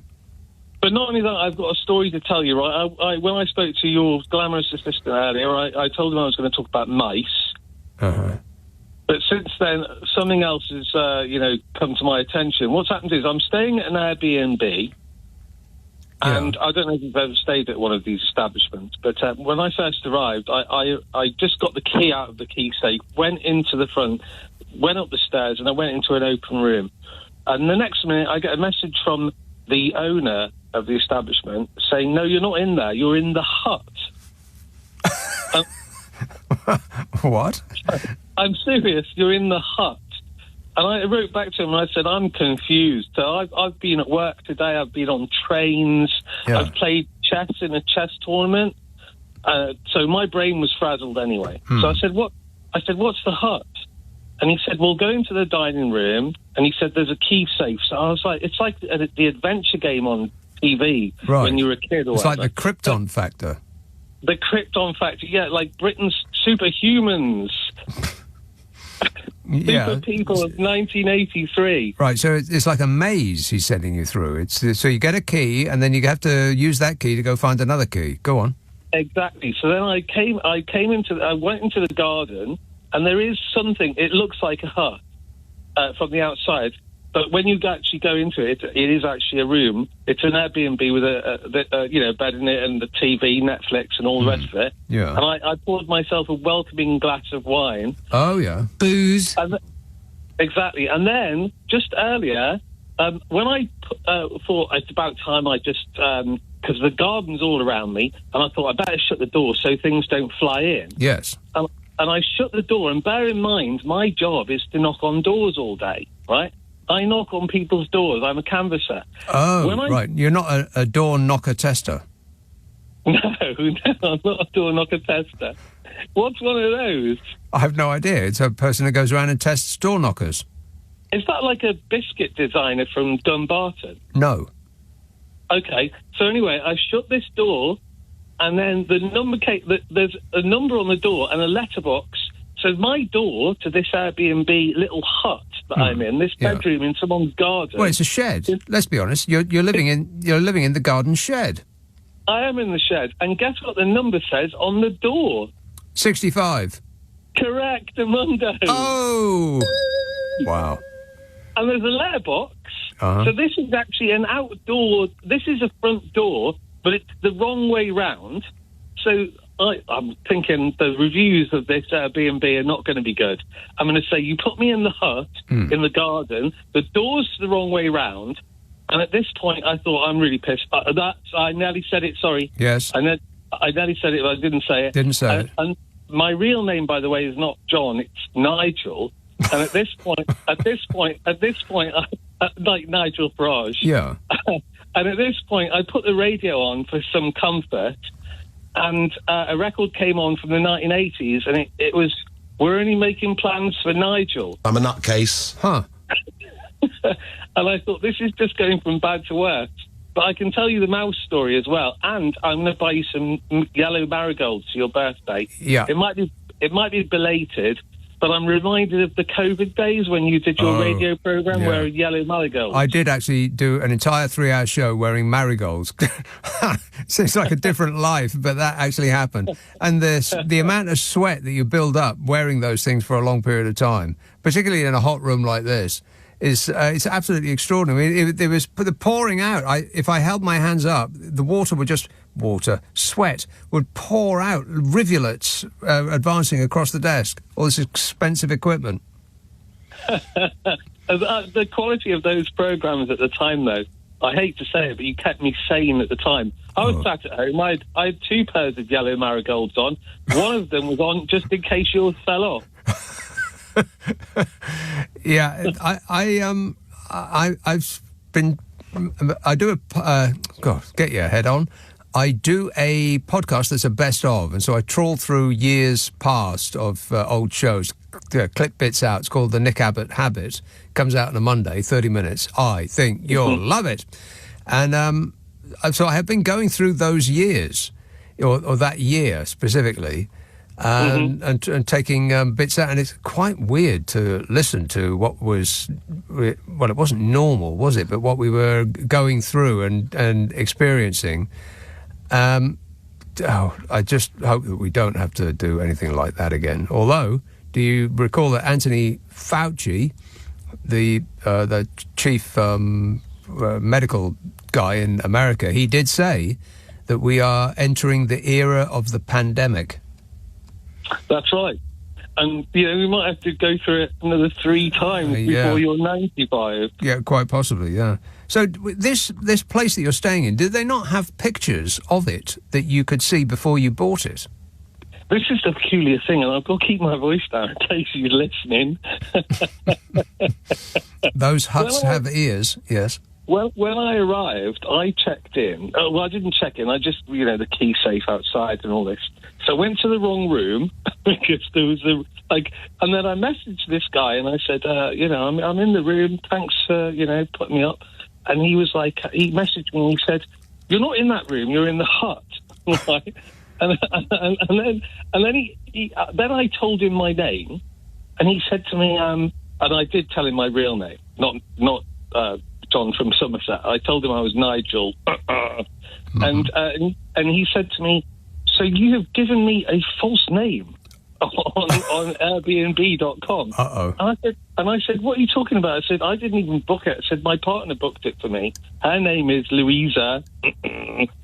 And then he said, "Oh, that's fine then, but you're in the hut." And I find it really bizarre. And already I was writing the review in my head. Yeah. And I was thinking... no stars. Furious. It's almost like I saw this place one time. It was a water pump station in where was it now? Doesn't matter. Penzance. That sounds great. Water pump stations are, well, I don't know what the one that you're talking about is, but when the Victorians built water pump stations, they were magnificent. Oh, the detail and the all the ironwork in there, and big places. What was yours like? Well, this one, I never stayed in there, but I was because so deranged at the time, I was thinking of buying it as somewhere to live. Oh, yeah. And it's underground. Oh. And the guy wanted something like 40 grand for it or something, and he was letting it out as an Airbnb. And there's no windows, and if there's a flood, you die. Other than that, have a good time. Absolutely. So these things are a license to print money. Have you seen these pods in London? People can stay in a pod hotel. It's like a coffin. I've seen. I know they have them in Japan. I didn't know that we had them here. They've got them now in London, not far from you, in Piccadilly. Aaron's probably out there right now eating cake. Your producer, your glamorous assistant. But they do look like they do look like coffins. They're about the size of one of those doors that they slide a coffin into in the morgue. I mean, it's about that size, isn't it? There's just room for a bed and your head, and that's it. That's right. Yeah, you know that it's time to let yourself out when you start to smell a bit. Nice. So how much does a hut in someone's garden cost per night? I hope he's not listening. I hope he's not an LBC. He might be listening to LBC right now. Quite possibly, yeah. It's about 33, but I might try and haggle him down to 23 per night. All right. Well, good luck with that. Thanks a lot, John. 034. He's in the shed where they keep the tools. I root around in the back there. David Cameron might be in there with you. Nick Abbott on LBC. Call 0345 6060 973. Here are the studio calls flashing up on the indicator. Yes, this one is in Ipswich and is a person called Phil. Phil.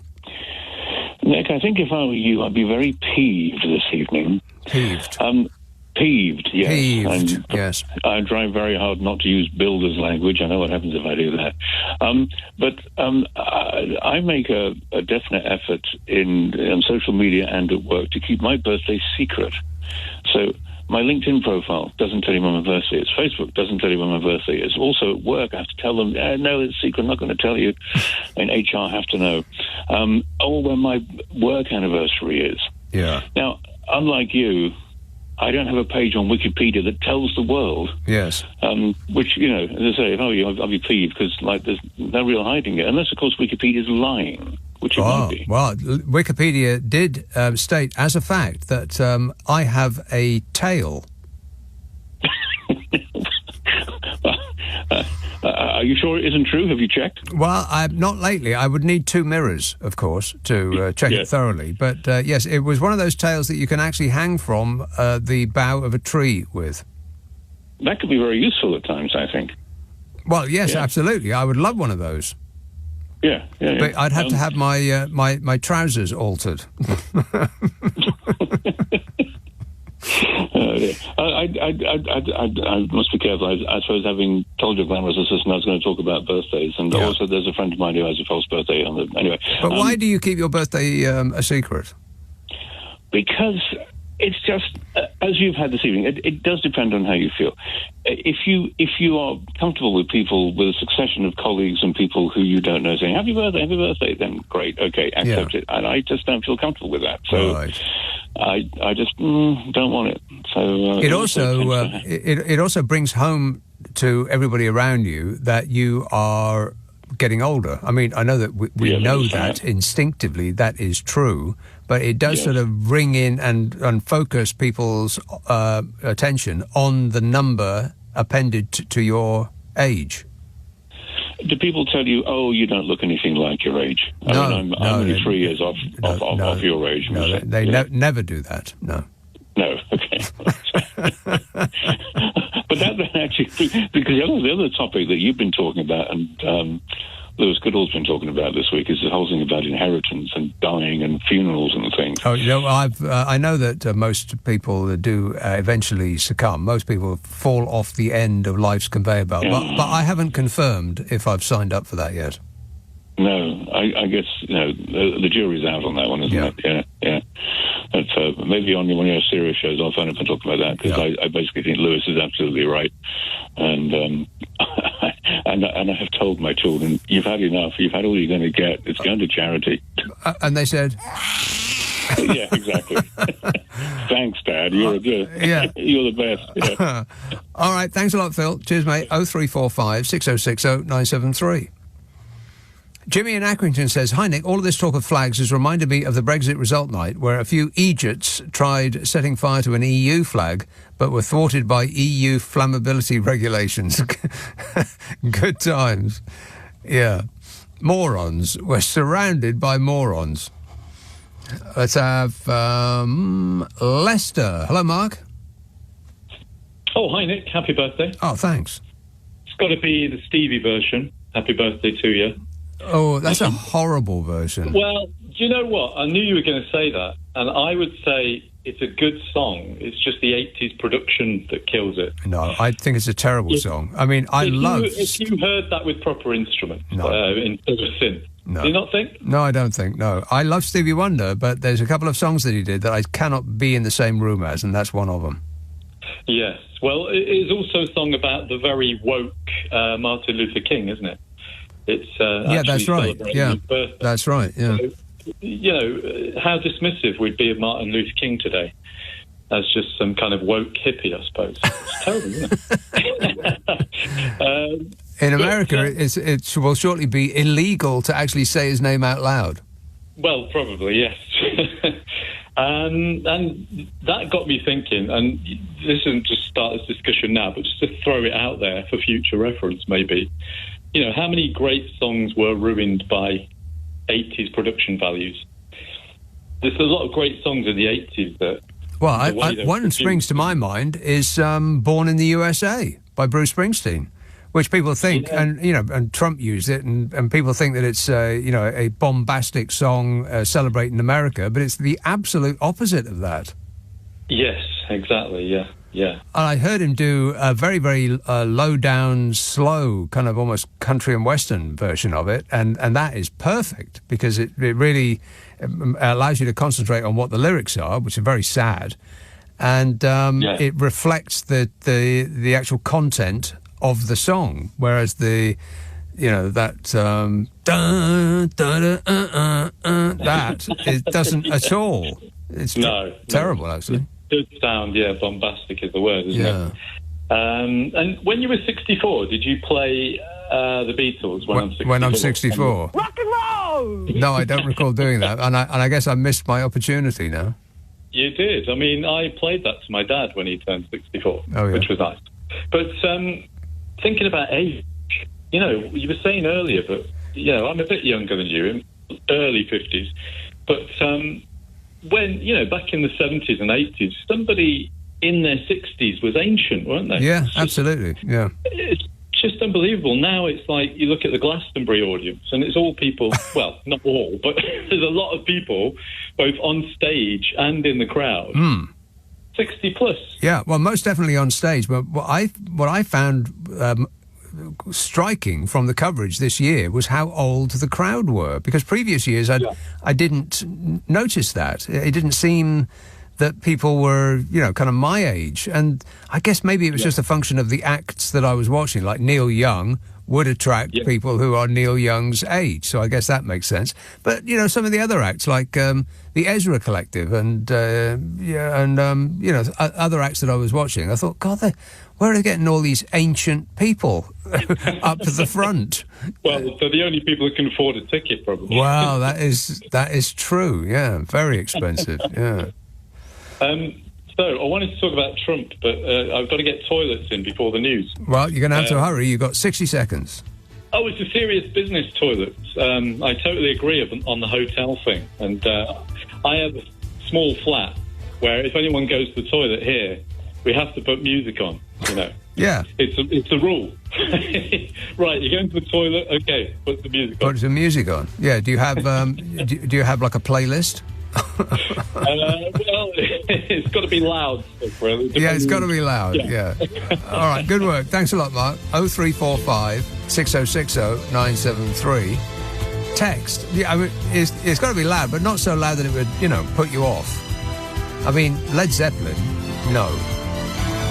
Crosby, Stills and Nash, yeah, maybe.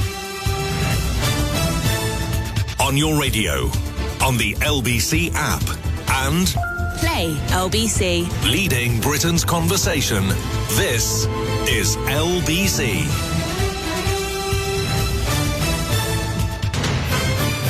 This is LBC from Global.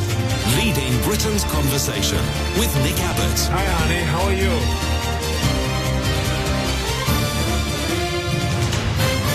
You know, some whack job can say this stuff and get away with it? So a woman who is in jail needs a presidential pardon to avoid spending the rest of her life inside said that the president never did anything wrong in any way, shape or form. Yeah, I believe her. Are you still talking about Jeffrey Epstein? Yeah, yeah, that's not gone away, Donny. Ian in Cornwall says Donald Trump was either, this is after the meeting with Rootin' Tootin', he was either very tired or downhearted after meeting Putin. To me, he looked dejected.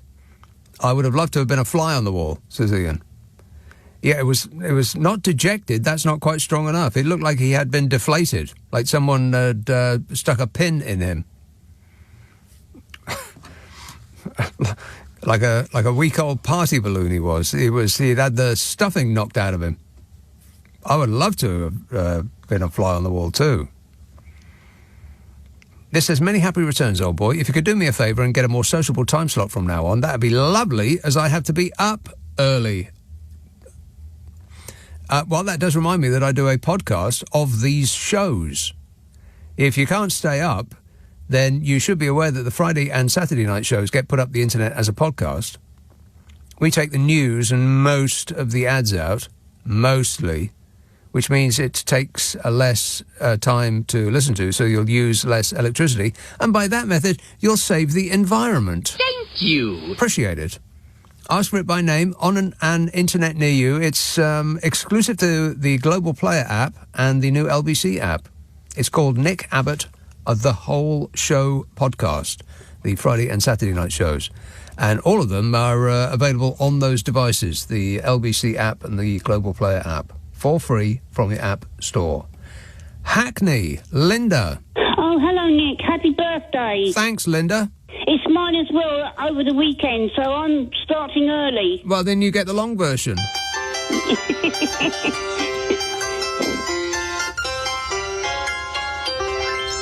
There you go. And I bought myself a present today. Oh, yeah? What'd you get? A vacuum cleaner. That sucks. Yeah, it does, actually. And also, I'm older than you, but I still like to party at my age. I'm 72. 72 years old and you still like to party? Yeah. Wow. When I was 60, I had 3 parties, one for each 20 years. Did you have them all in a go, or did you have, like, a rest between? No, it was like from Friday to Monday. Wow, you were... In the park. You were caning it. I was. I still do sometimes. Yeah. Sorry. What kind of... And I've had a Chinese today. I've treated myself to a Chinese meal. Oh, meal, right. Yeah, not a Chinese. I didn't actually eat a Chinese. A meal. Okay, what did you have? Did you have crackers? No, I don't like crackers. I had chicken curry, king prawn chow mein, and some meat spring rolls. Because the first time that you started speaking to me just now, the first thing that occurred to me was crackers. Oh, I am, yes, most definitely bonkers. Bonkers for conkers. Well, it's part of my age. I put it down to my age, actually, because I had the 7 and the 2 together and make 9. I'm 9 years old, really. 9 years old. Yeah, and I'm up. Yeah. I'm up at this time. Okay. And you're 11, so you're a couple of years older than me now. 11. That is statistically accurate. Yeah, that's right.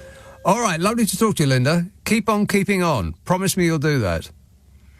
This text says, I'm starting to think that Putin and his entourage must be wearing some kind of special aftershave so that when they meet in the same room with Donald Trump and his entourage, the Americans are all put under some sort of spell to agree to everything that Putin and his entourage want to say.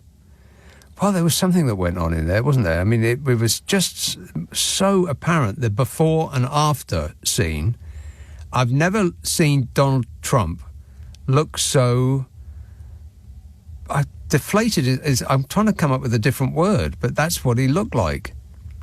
He looked like somebody had removed his insides and all that was standing there was his skin. He just looked grey, like this grey sack of old skin. And he doesn't ordinarily look grey, does he? The grey shone through his terracotta makeup. I had no idea what happened, but I'd love to know. Ollie says, "Happy birthday, Nick. Been in a coma for the last 10 years and just woken up. Has anything major happened?" No, not really. Nothing that occurs to me. No, you didn't miss a thing. Lancashire, Preston. Hello, Paul. Hi, Nick. Happy birthday. Thanks.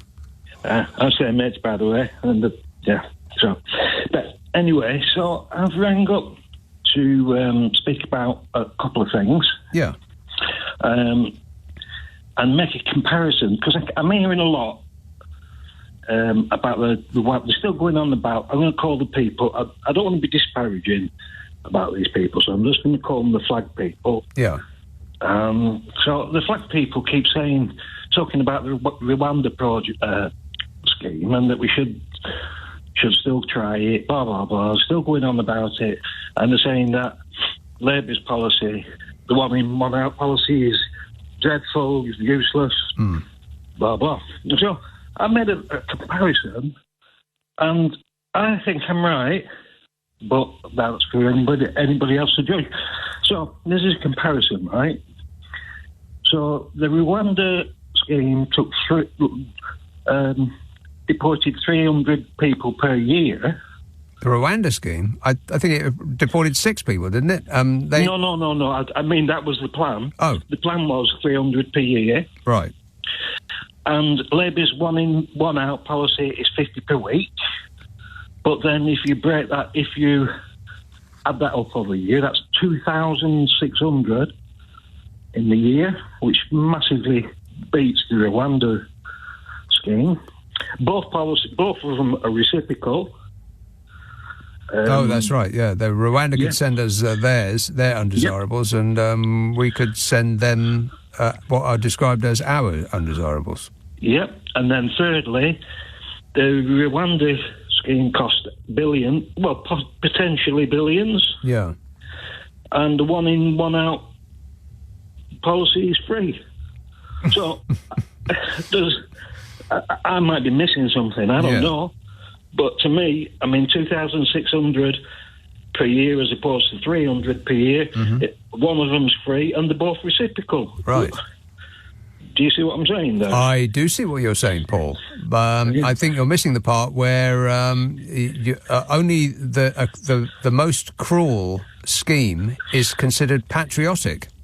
And then there's this other thing, Nick, that you wanted to talk about, and this is like the biggest dog whistle ever, right? And nobody mentions this, and the flag people refer to these migrants or potential refugees, whatever, as fighting age young men. Well, Yeah. fighting age men. That is a dog whistle. I mean, how?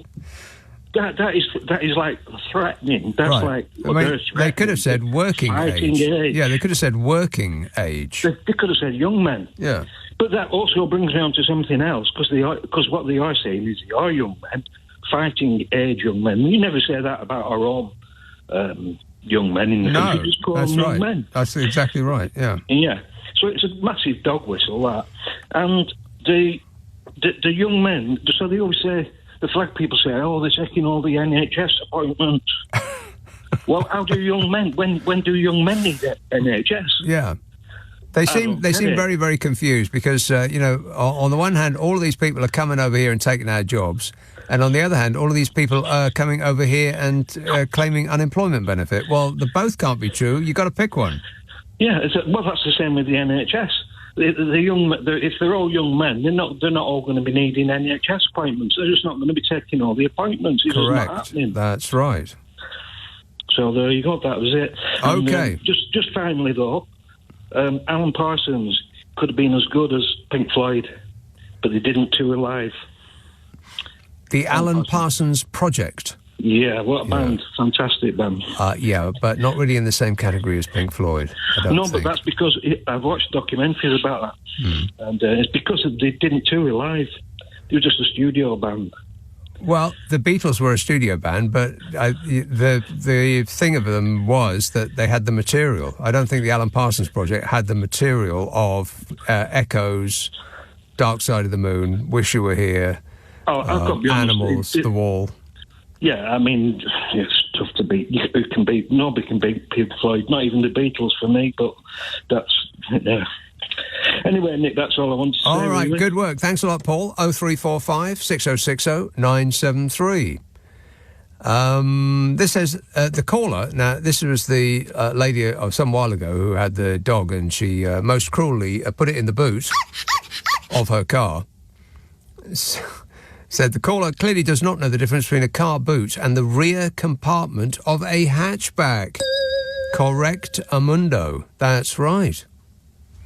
Nothing cruel about that at all. Dogs love being in the rear compartment of a hatchback. They get to look out the window and, got a little bit of a flat area there. They can go around and around and around before they lie down, and they love it.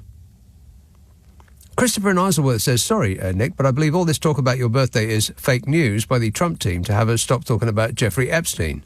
And if it is, then I am unlikely... If it is... Anyway, says happy birthday. Are you still talking about Jeffrey Epstein? Yeah, I'm afraid so, Donnie, yeah.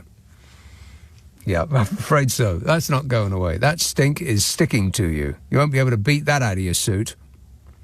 0345 6060 973. Hey, we're still talking about Jeffrey Epstein, Melania. I don't care. Bet she does.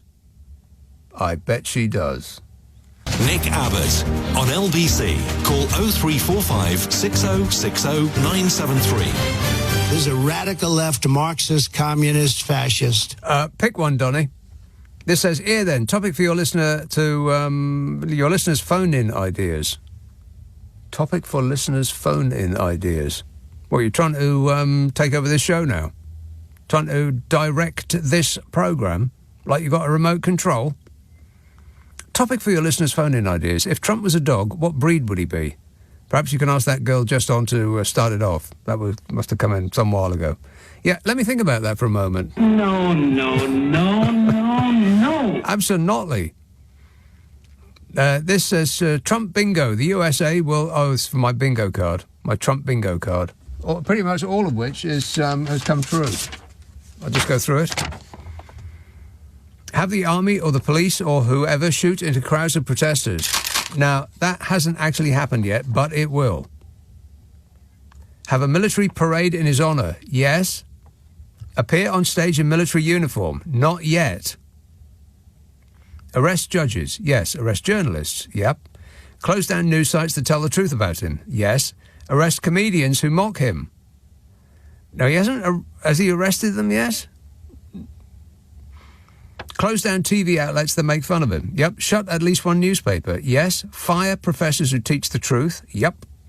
Enrich individuals and companies that give him money. Well, that just goes without saying. Arrest and convict citizens without trial.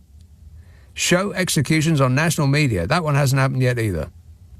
Stay in office after the full term. Does anybody believe he ain't going to do that? No. No. That was 2 negatives. Does anybody believe he's not going to do that? No.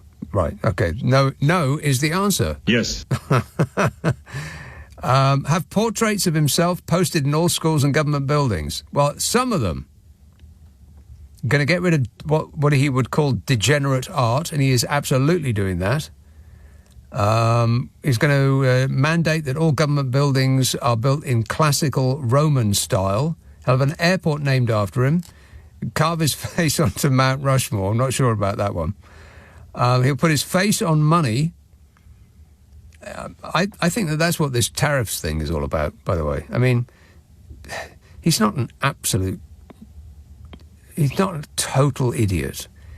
I mean, he's been told over and over again that tariffs aren't paid for by the country that you tariff. They're paid for by the people that bring in the goods from those countries, and then the cost gets passed on to the American consumer. So the American consumer is paying the tariffs. It's a sales tax, essentially.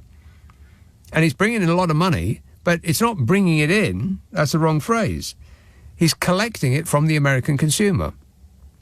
And I betcha that he's going to take, not all of it, but a bit of it, and give it back in the form of a cheque to the American people.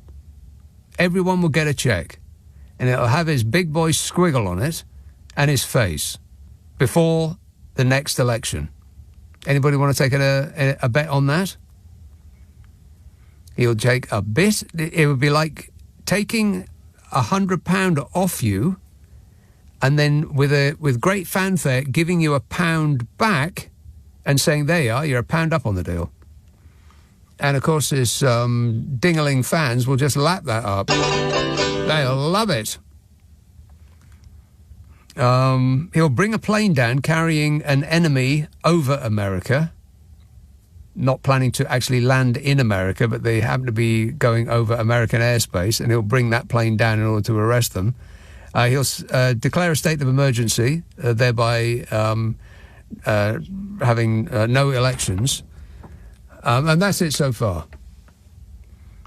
But this says, this entry to the Trump bingo card, the US will celebrate Donald Trump's birthday with a day off work. Promotions at burger joints and face painting, brackets orange. Yeah. Birthday, I'm going to write this down before I forget. Birthday holiday. I'd be amazed if that did not happen. And then he'll say, only your favourite president can bring you this. Thank you. Yeah, appreciate it, Donny. You're the best. East Yorkshire. Hello, Mike.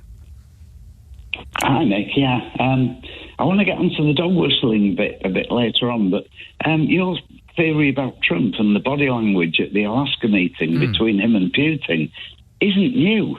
This happened 8 years ago in Helsinki. Exactly the same thing. Trump, they went into a private meeting. Putin came out laughing, bouncing. Trump came out like a 5-year-old who'd have his legs slapped.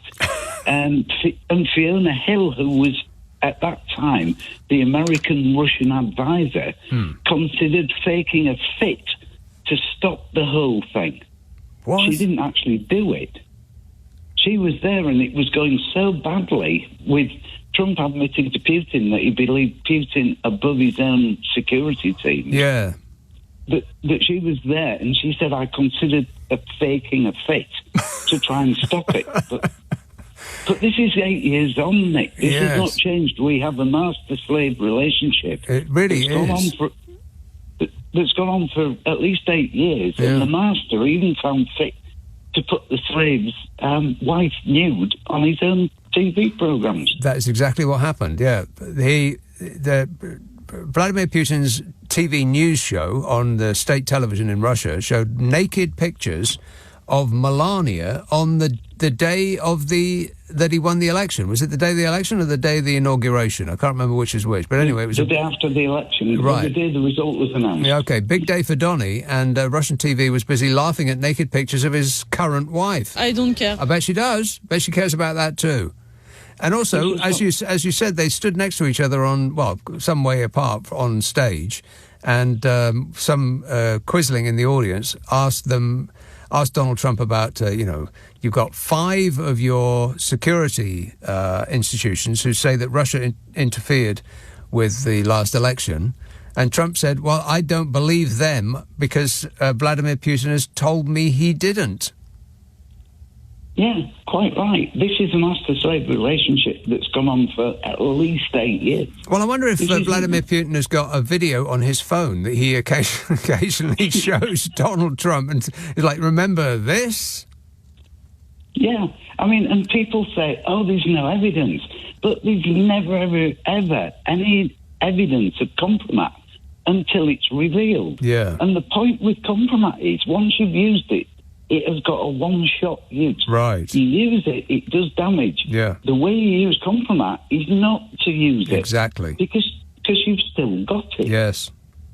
But anyway, I actually ran up about the deafening dog whistling that's going on. Oh, yeah. When Lucy Connolly was released from prison, the right-wing press, Farage, Bad Enoch, the rest of them, made her out to be a cross between Joan of Arc and Nelson Mandela. Yes, that's right. Give her a sainthood now. I mean, it's absolutely bizarre. She's a self-admitted invoker of violence. She pleaded guilty, that's right. And then from that moment on, the court's hands are practically tied. The sentence is set. If she had pleaded not guilty, then it might have been a different situation entirely. But as she did, then the outcome was predestined. Absolutely. And the other bit of dog whistling that has been deafening this week, you've got Farage, Tice, Bad Enoch, and worst of all, Soap, encouraging people to go and cause disturbances outside of hotels. Yeah. And then encouraging councils to take those hotels to court. And it is just pure dog whistling. And they'll say, with a nod and a wink, but, don't cause any trouble. We want, a peaceful demonstration. That's what we want. And then those toothless, slack-jawed morons who bedeck themselves with the flag outside, well, they hear everything up to, but not including the peaceful demonstration part. Yeah, and to me, Philip was the absolute worst, because he was the immigration minister when small boat crossings exploded. He was the immigration minister when the Conservatives put the asylum seekers in hotels. Yeah. And he was the immigration minister who cancelled processing of asylum claims. Yeah, and Jenrick got the cheek to actually criticise Labour for this. I know. He caused the problem. Jenrick was bragging at the time about opening these hotels and procuring more hotels. Because that was his. That was his department at the time, Robert Jenrick. And now, of course, he's trying to reinvent himself. He's shed about his own body weight, and he's climbing up ladders for grinning selfies as he appends another flag to a lamppost. Yeah, the whole thing, the disingenuousness of it, of blaming other people for exactly what you've done. You've caused it. Yeah. And I mean, the other thing was that Jenrick, you brought him up. I mean, he's running about on platforms complaining about fare dodgers. Nobody's pointed out that there is a series on TV at the moment about people clamping down on fare dodgers.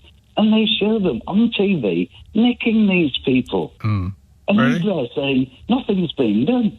Well, there's a TV series on the minute actually about clamping down on fare dodging. What channel is that on?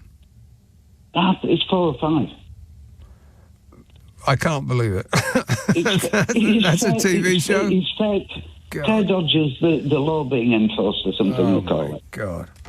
And yet he's there trying to do this amateur thing. I mean, it's just, nobody's pointed this out, that there's actually a TV series on showing them clamping down on Ted Dodgers. Well, if you find yourself watching that programme, ladies and gentlemen, then I would turn the TV off. Just put it in the off position, unplug it from the wall, throw it out the window, pick up a book for crying out loud, or just stare at the wall for a while. Thanks a lot, Mike. 0345 6060 973. It says, have you seen the video of the British expats in Spain who have left this country because they... Yeah, I have, yeah.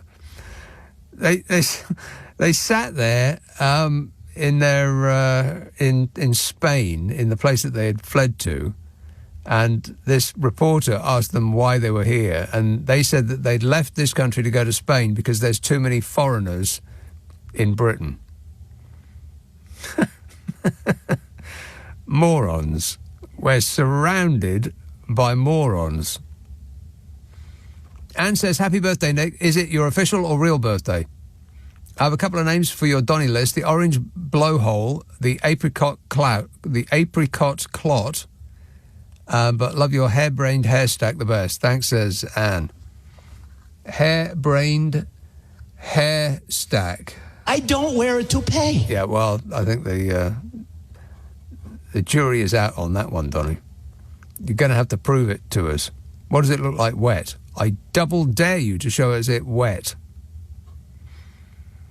Dave in Paul says, Nick, I bought you a birthday present which incorporates your two favourite subjects. It's a Reform football shirt with the gas bag's name and the number 10 on the back with his signature, all for a cool £100. Should I post it first class or send it straight to the bin? Your decision. I think you know what I'm going to say there, Dave. So go ahead and enjoy yourself. See if you can hit it from here. Leading Britain's conversation. Nick Abbott. Alexa, send a comment to LBC. I just want to tell you all how happy I am to be back in the studio, making a picture again. Yeah, it's a radio show, dear.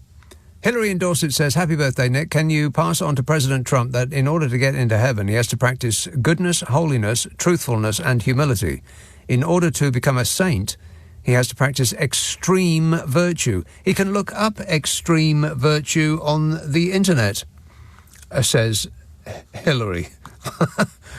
I do believe that the Hillary is being rude. Don't be rude. Let's have Brighton. Hello, John. Hello, Nick. Yeah. Happy birthday. Thanks. Yeah, you old codger. Nick, I tell you, you touched on the subject I'm going to raise a bit earlier. I went to see Kid Creole last weekend. I just wondered, yeah. Do you go to many concerts these days? No, not really, no. One of the best concerts I ever saw was Kid Creole and the Coconuts back in 1982 in Aylesbury Friars. One of the best ones, you said? One of the best ever. Yeah, it was very good, yeah. But I just wondered, have you been, I mean, I assume you've been to something in recent years, but what do you think when you go there? You see all these old people around you. Well, I can't remember the last gig I went to. It's really weird. I mean, because of course I went there. I'm in my 60s, early 60s. Yeah. And I'm there, and I'm seeing all, and you go, you're sort of obviously connecting with your youth in some ways or whatever, and you go into the venue and you see all these old people, and you think, what am I doing here? Who are all these old people there? It's really strange. Yeah, but that's you. That is. Yeah, I know exactly what you mean. It's just surreal. It's like, I'll walk into a place that has, like loads of young people, and my feeling is, oh yeah, we're all about the same age here, but I'm double their age. You know, that never stops being weird. Yeah, because of course I'm at the Kid Creole concert, and I'm not old. You know, that's I'm not seeing it like that. Who are all these codgers? I'm seeing all these old people around, and I think, what am I doing here with all these old people? Yeah. It's just really strange. You haven't been to anything recently, no? No, I have not. No. Oh, God. When was the last time you went to something, do you think? Well, I'm just trying to remember. I remember I walked out of the but this is quite a while ago now. Yeah. It was like a comeback gig, and I liked but they were playing in somewhere very small. I think it was like a classical music venue. And they were the loudest thing I've ever heard in my life. And I didn't have earplugs with me. And I thought, I'm going to have to... this has never happened to me before, but I'm going to have to leave because if I stay, I will be deaf at the end of it. So even though I bought tickets, I just had to leave almost as soon as they started to play because it was actually physically painful. I mean, they must have been set up for a huge venue, but they were in a very small space. And it was just way too loud. So maybe that was the last one I went to. Oh, yeah. No, I haven't been to many in recent years, and it's a bit strange, I think, when I've been to... I just see all these old people, and I just think, I'm not sure. What am I doing here? It doesn't seem right. But anyway... Just going to have to get used to it, John. Yeah. That's you, that is. Happy birthday. All right. Thanks a lot, mate. Ta-da. 0345 6060 973. David in Teddington says, "Hi, Nick. I always felt sorry for Jesus, as he'd only have one set of presents on his birthday." Yeah, that's true. His birthday is the same day as Christmas. Isn't that a coincidence? Let's have Rickmansworth. Hello, Sarah. Happy birthday. So I was phoning because basically when you said about how Trumpy is going against degenerate art, I find this quite interesting, considering I said to the producer about like how Trump used to like hang out at the Kit Kat Club, which used to be the Studio 54 in New York, and like that's where apparently he met Melania. But what's really weird is after uni, I went and worked in New York, and I used to go to that club as well. Oh, yeah. And it's really weird to think I might have brushed shoulders with Epstein, but I would have been in the wrong age category to even get considered. Right. But it's really bizarre. But, like, it's kind of funny when you hear that recording of Ghislaine, like, literally... what Trump must have said to her to like go, here's your script and just like glorify me. Like that was so the most worded kind of statement from her about like it's very strange. Well, but, I don't think that we can take anything that she says on face value because she is dependent on Donald Trump to make it such that she doesn't spend the rest of her life in jail. So, I mean, what value does her word have? Zero. One thing that I think you might like is that I suggested almost, because I thought I'd seen his image before, that Trump used to hang out as well when it comes back to art with Andy Warhol. And then I looked it up because it was in W magazine, and I like to read that Andy Warhol apparently called Trump sort of cheap and a butch guy. And I thought, you love that last bit, yeah. He's a butch guy compared to Andy Warhol, I suppose. Well, he was towering over Warhol, but like he is pretty big, though. Remember, so he is kind of kind of large. Yeah, kind of large. Okay, well, hopefully you get a nice golden Trump statue for your birthday. Well, that would be lovely, and it would be pride of place on my mantelpiece. Thanks a lot, Sarah. 0345 6060 973. Mark in Stockport says, the lady who is waiting 18 months for her next birthday, or that was a call some while ago, does this mean she's actually made herself 6 months younger? If she had a second birthday this year, she would have made herself 6 months older. Just trying to work that out. Yeah, that's right. Yeah, you're going to have to skip a year, and then you'll be 6 months younger. Yeah, that makes sense. Well, it makes as much sense as anything else on this show. Tooting. Hello, Jan. Hi, good evening, Nick. Yes, I'm Jan. willing to wish you a very, very happy birthday, and I'm sure it is. Well, thank you very much. And it's been very nice I've been following you during the week, your shows in the week, so that was a nice treat. Happy birthday treat for you. And there's another important thing I want to say, but about the birthday. I mean, you got to say you are 65 years young. Why do we always say people are their age, they're 21 years old or something? You're 65 years young, and you're very young in comparison to that lady who was born a day before you in 1909. She's the oldest person in the world at 116. Well, yeah. Did you hear about her? No. Oh, well, that was in which country? England. It was in the eye to. She's 106. She's 116 years old, and she grew up in this country. Yeah, she was born in Hampshire, 21st of August, 1909. It's in the Independent today. Blimey! Well, you wouldn't really think that people from this country are, have longevity, because normally that kind of thing is Italy or Japan, places like that. Yeah, Japan's got them. But she's 116 years old, and wow. She was born living at the King Edward VII. King Edward VII, what? He died in 1910 or something. Anyway, but she's in a care home and she's celebrating. Quietly. But she looks good for her age. No, she looks good. I mean, that's someone who's old, but you are 65 years young. If you say so. All right. Well, that's nice. So quickly, though, Nick, I heard in the week Ian Dale say to you about, why don't you write an autobiography or a memoir? Yeah. No. But look, you got to be. You don't know where it would go. You got a fan base. Yeah, but I'd have to write it. Oh, I couldn't be bothered with that. You don't have to write it. You can speak it record it onto one of those I've got one of those little Olympic. Have you? You record it. Here, Jan, can I use your dictaphone? Yes, I'll be only. But you've got to take risks. Throw caution to the wind, and you've got such a great sense of humour, Nick. You could write a memoir or a diary. I don't want to. Don't write it. Say it. No, I don't want to do that either. But you've got the machine. You can say it, and it will convert it into print.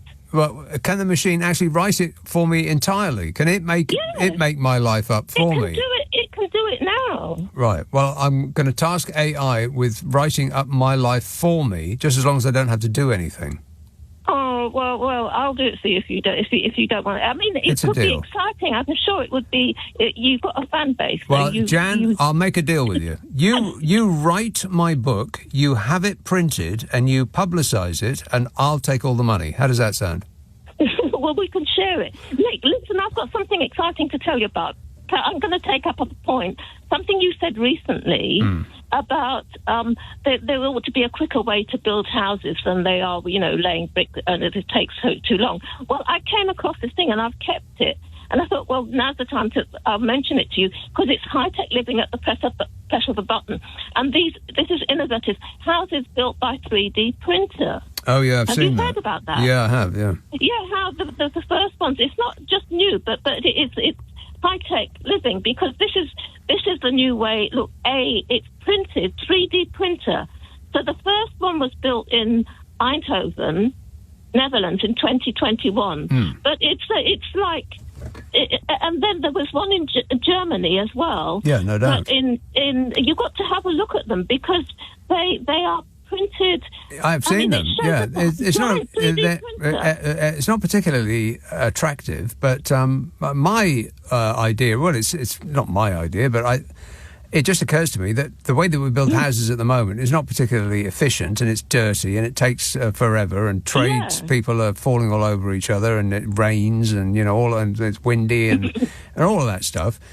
But it makes more sense to build houses as they do. I mean, some of them are very, very expensive, like Huff House is one of the brands, but they'll build the parts of the house in a dry factory in a controlled environment, and then they'll take it to the site as a kit, and they'll put it up in a couple of days or so, as opposed to it taking 6 months or a year or whatever it might be in a dirty site. So that just sounds like, I don't know why all houses aren't made like that. It just makes perfect sense to me.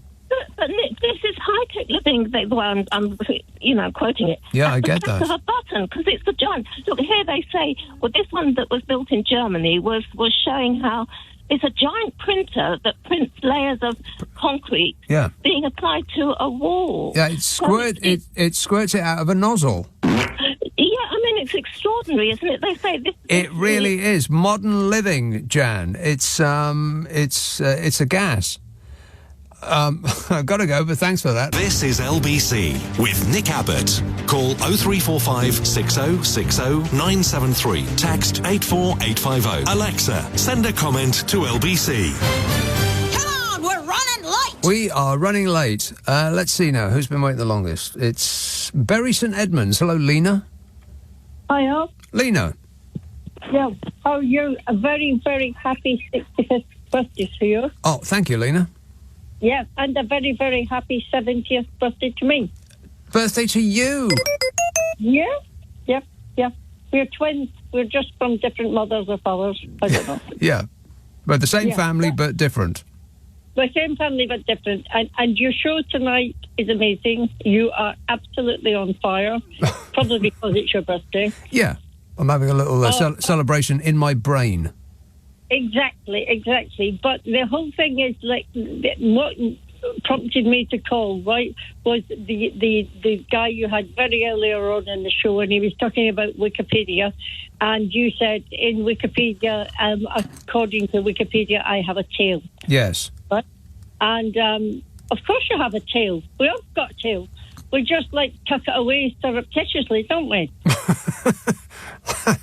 Do we? I was just thinking, why are you denying you have a tail, Nick? Of course you've got one. What it said, I don't know whether it still says it, but it did actually say that in Wikipedia. That no, it doesn't actually. I've just checked. Oh, it doesn't say it anymore, right? Okay, so somebody corrected it. Yeah. But it used to say I had and I think this is the right word, vestigial tail, which I think means a tail that you can use as like another hand. They hang off a tree with it. Yeah, well, that to me, that's a big plus, actually. It would be because great. I also have a vestigial and spur at the top of my spine, apparently. Really? That's why I think maybe I linked to it. You can't actually wave from the top of your spine, but I would like to do it if I could. Yeah, wouldn't that be great? I'd also like to be able to hold things. I'd also like to be able to hold things with my feet.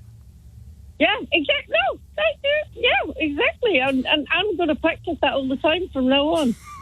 It's just like these are positives. Yeah.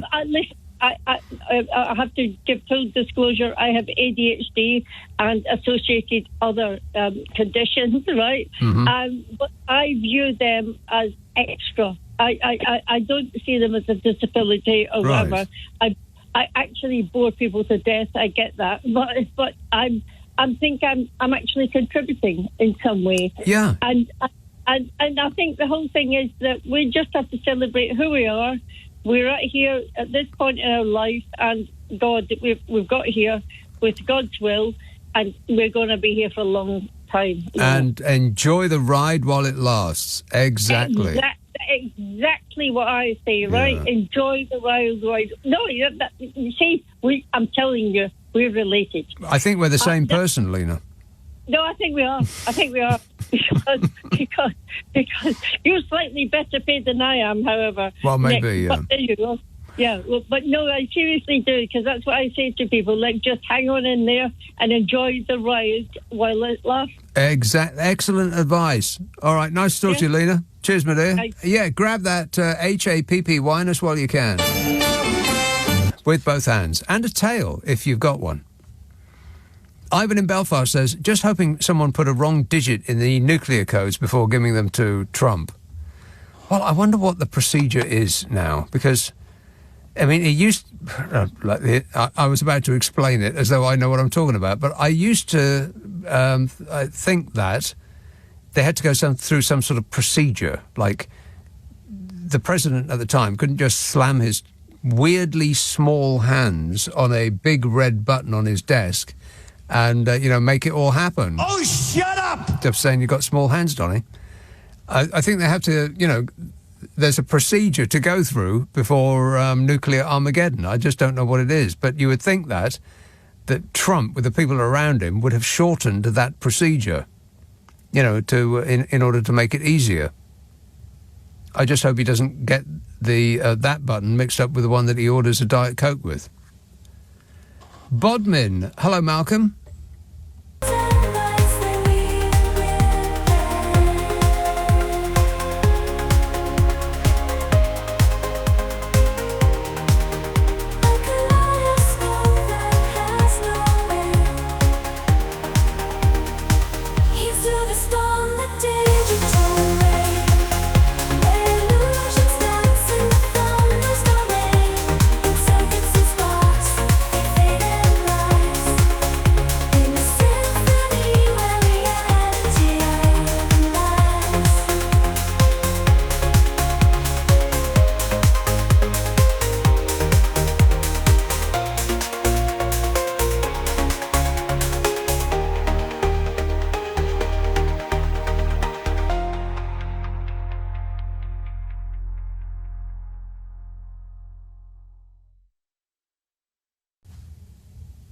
Malcolm? Hello, yeah, good evening, Nick. Ah, there you are. I'm here. Yes, Malcolm. Hey, your mate, Jeremy Corbyn. Yeah. He's starting a new party, as you'll be aware, but yes. It's hitting the rocks early. No, it's very, very popular early on. He's got something like 20,000 people who are interested in, or is it 200,000? Well, one of the two, who are, it doesn't even exist yet, and the people are desperate to join. Get this. You're not going to believe where he's opening up his first branch, but you probably read it, haven't you? No, I haven't. No, where is it? Glasgow. Well, what's wrong with that? Well, Glasgow is an absolute hotbed of Labour politics, is it not? I thought it was. Well, I don't know about hotbed. It's like chilly and raining all the time. Hotbed's not it's not the first thing I think of when I think Glasgow. No, I mean, he is literally a Labour turncoat, and he's going to open up his first office in Labour's strongest heartland in Scotland. Well, I mean, that's the crowd he's going for, isn't it? Yeah. But why Scotland or why not England? I have no idea. Okay. What are you asking me for? Well, then the other two aspects of this story is, what's her name? Abbot, Diane Abbott, told him, please do not start up a party, whatever you do. Yes. And he's ignored her. So she... Well, that's not... I don't think that's quite what she said. She advised him not to do it because small parties don't really go anywhere. Isn't that what she said? Isn't that what I just said? And then no, you implied... that... Oh, damn, that was your fault, Malcolm. I just dropped my water. Drink. I just dropped my drink on the floor. So if we go off the air, then the water has seeped through the floor into the very expensive electronic equipment underneath my feet, and that will be the reason why. But no, I think that your implication was that Diane Abbott was pleading with him to not take votes off Labour. That's the implication of what you said.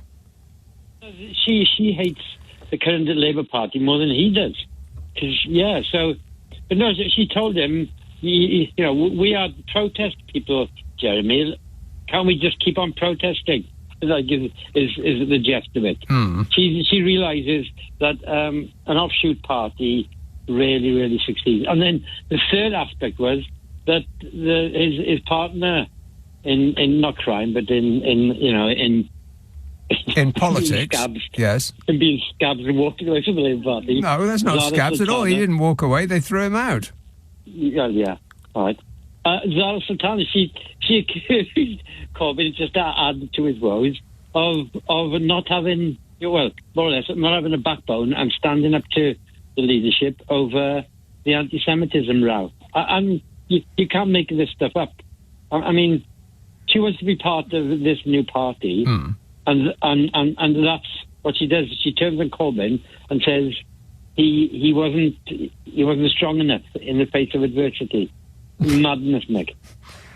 Well, Did you not agree? No, not really. I mean, I think it adds to the gaiety of life, doesn't it? I mean, to have other parties to as an option on the voting sheet. Why not?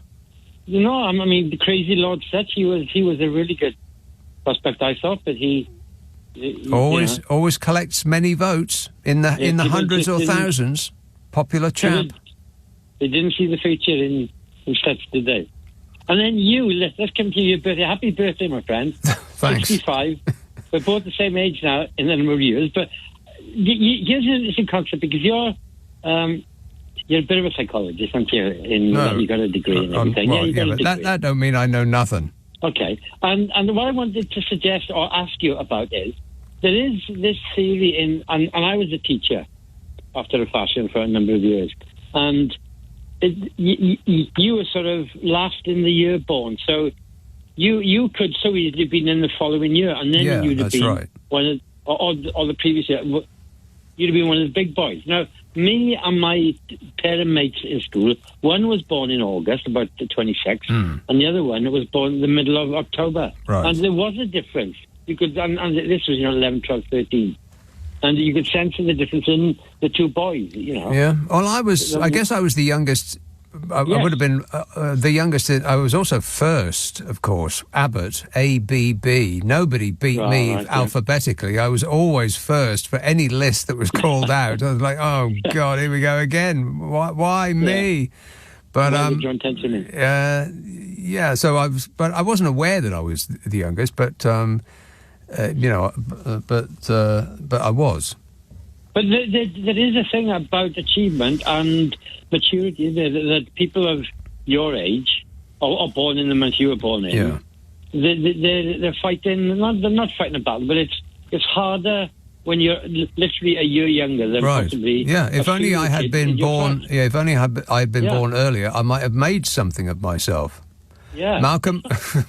Yes, you're not supposed to agree with me. Thanks for that. Got to go. Ealing. Hello, Mohammed.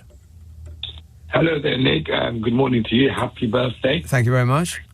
I hope you don't go out drinking too much after the show. I'm not doing anything of the sort. No. Nick, what I wanted to say to you about Donald Trump, and I'll later on, hopefully, if we've got enough time, go on to our Prime Minister. I'll be as quick as I can. Donald Trump, Deputy Attorney General, released his audio clip and transcript only to manipulate the public in believing that he had nothing to do with Jeffrey Epstein. I think that's one of the bigger cover-ups. And also, as soon as she did that interview, a week later, she goes to a lower category, security category prison. Yeah. So it thinks a lot. Going on to our Prime Minister, Sir Keir Starmer, instead of brown-nosing Donald Trump, he needs to stand up, take notice, and take real leadership instead of being the sheep